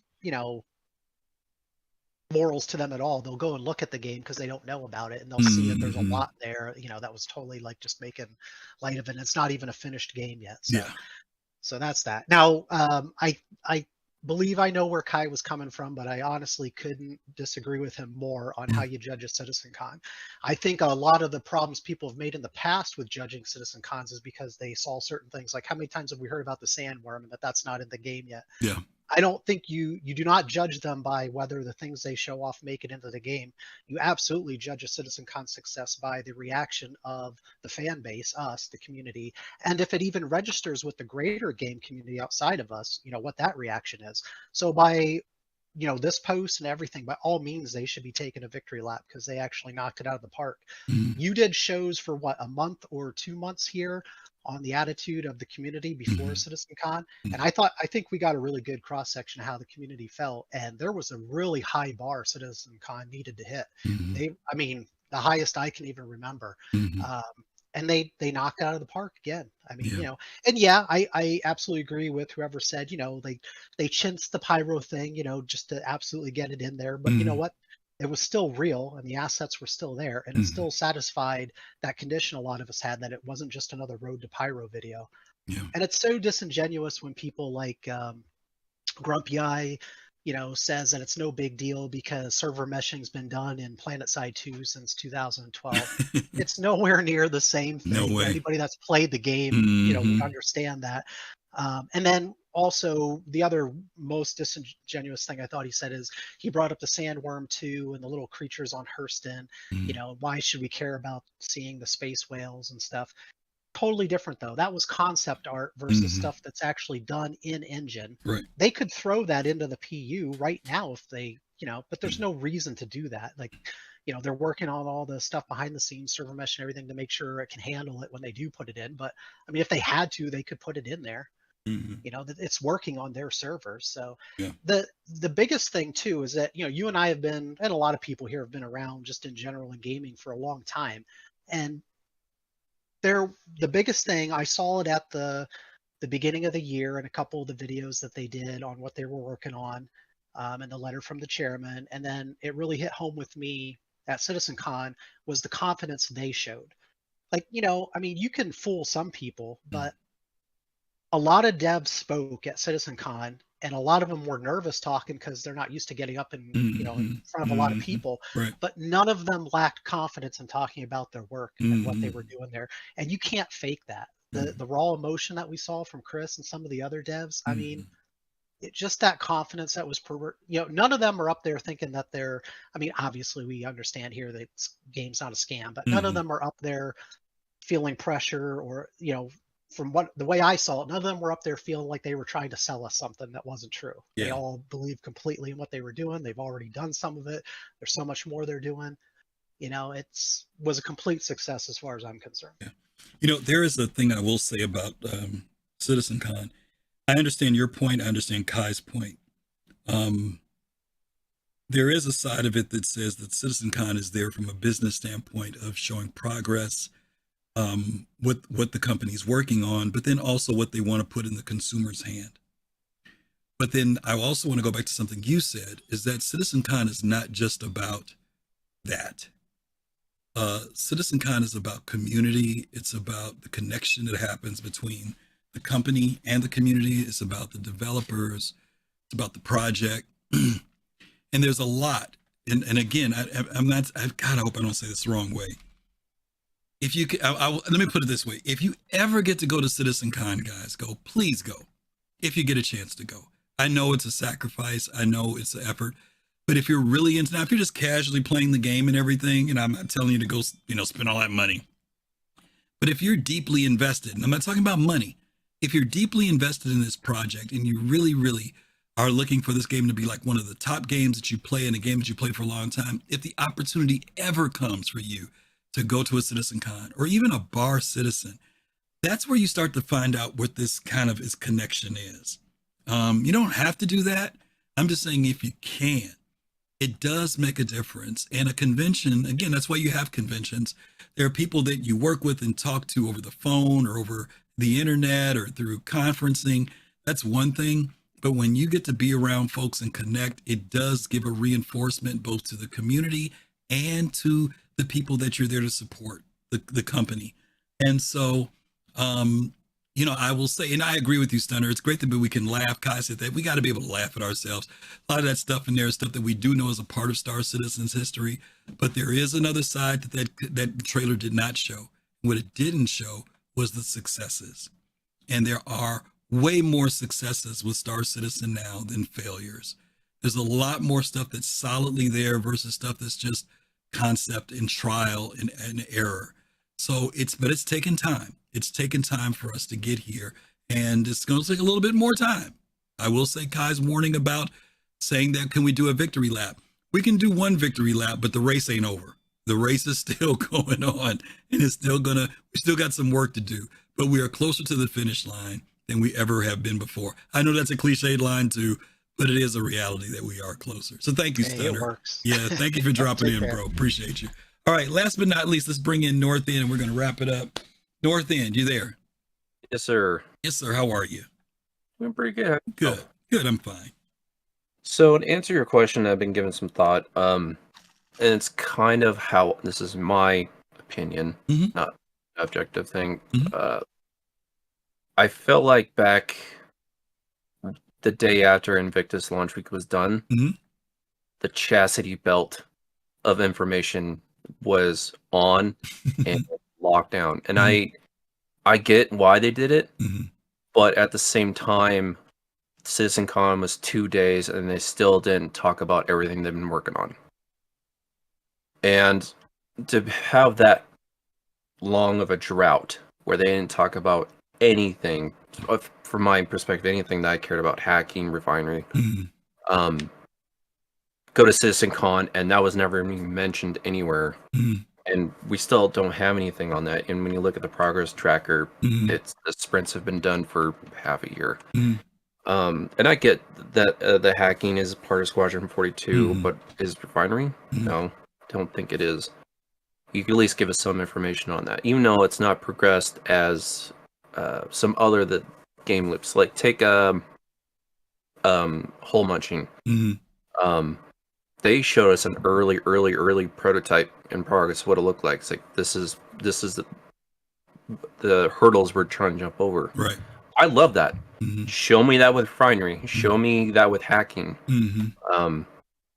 And because there was so much information they just held to the chest that when CitizenCon came, and don't get me wrong, when CitizenCon came and got to meet everybody and got to see the information, it was like a whoosh moment. And coming back, we're still chewing over CitizenCon and the details and information a month later. Right. But I still want to hear and want to know more because they kept too much close to their chest that not everything was still available to the public. So that's my little soapbox on the whole aspect about the information in CitizenCon. But that I want to make sure I say this clearly. That's just CitizenCon and the panels and presentations. And I want to piggyback on what you said and echo it. Go there to not just go see the information and the panels and presentations and the devs, but go there for the people in the community. I had an absolute blast, and I wish it was longer just for that aspect. Yeah, you know, it's funny that you would say that because there were so many of us who thought, you know, when it was 2 days, we were like, man, you know, it's going to be a long thing. But there were people who actually, when it was over with, said they wished that it had been 3 days, you know, because there was. I mean, they went by so quickly, you know. And not that I would have wanted 3 days, but I could see how it could have been 3 days, you know, because the bar citizens, you just went from one thing to the next, to the next, to the next. And it was an experience. And again, if people have an opportunity to go, we do want to encourage you to go to it. Going to be maybe in the UK or Germany next year. So those of you who are over there, hey, God bless you. I'm going to try to go next year. I've already kind of set in my head that's how much I really enjoyed it this year, and I really do want to try to go. But next time, for those of you who are in North America, whether it's in Canada or the States, you know, really, if you can go to the thing, if you're really, like I said, if you're really into this thing, check it out. And I think that you will, you'll have a different perspective. That's all I can say when you go to a CitizenCon. So thank you, North End. Appreciate you closing us out, brother. Okay. No problem. I hope you have a good weekend. All right, gang. That is the last of the last. We are done. This show went 3 hours, way too long for me. I'm getting too old to do 3-hour shows. But thank you. I appreciate you guys being here and all the input. I saw all the cool stuff that you guys were saying. Black Intellect, good to see you. Danger Hobo, throwing the shade as always. Good to see you as always. Gladestone, I'm going to punch you in the face when I see you. Really, as always, thank you guys. Those of you who are on YouTube following us, appreciate you guys being here. Mal Carey, good to see you. Don't forget to follow, like, and subscribe. We're getting ready to send you guys over in a minute over to Paul. Just want to talk about what we've got coming up. I was going to do another video, but we don't have time. Tomorrow we are doing on Soul Citizens, 8 p.m. Eastern time. We're going to continue. We've been going over those episodes from CitizenCon because they've just been so in depth. Tomorrow we're going to be doing 2 of the episodes, Life in the First Person and Taking Flight. So hopefully you guys will be able to join us tomorrow at 8 p.m. Eastern time for that. We'll continue the conversations that we've been having. Hope you guys are really enjoying IAE as well. Don't forget that today is also PodSat Saturday. This is when we are, where's it at? Let me get rid of that. That's not the right one. There we go. Where we partner with other content creators in the Star Citizen community. Paul Shelley, the Astropub with the Captain's Table, which is starting at it started 1 minute ago. And then after that, the guys from Relay SC, they're on at 9 p.m. Eastern time. So we're getting ready to send you guys over to Paul right now. When you get over there with Paul, give him some love. You got everybody here probably knows Paul Shelley, the Astropub with the Captain's Table. Give him some love. Take a look, see who he's got on for guest today. I can't tell you right now because I'm not looking at it. But again, we appreciate all of you. Montoya, thanks again for the raid. Those of you who hung around for Montoya's raid. Don't forget to register for the upcoming Virtual Bar Citizen, which is going to be on December 2nd. You can find a link for that as well in our chat. I think Fastcard will have enough time to drop it in. Don't forget you have to register for that. Lots of folks will be there. Hopefully some people from CIG, giveaways, fun, conversation, community. Hopefully you guys will join us for that. My voice is almost gone, but thank you again. We love you all as always. Stay safe. Take care of yourselves. Peace, love, and soul. See you soon. Take care. Have a great weekend.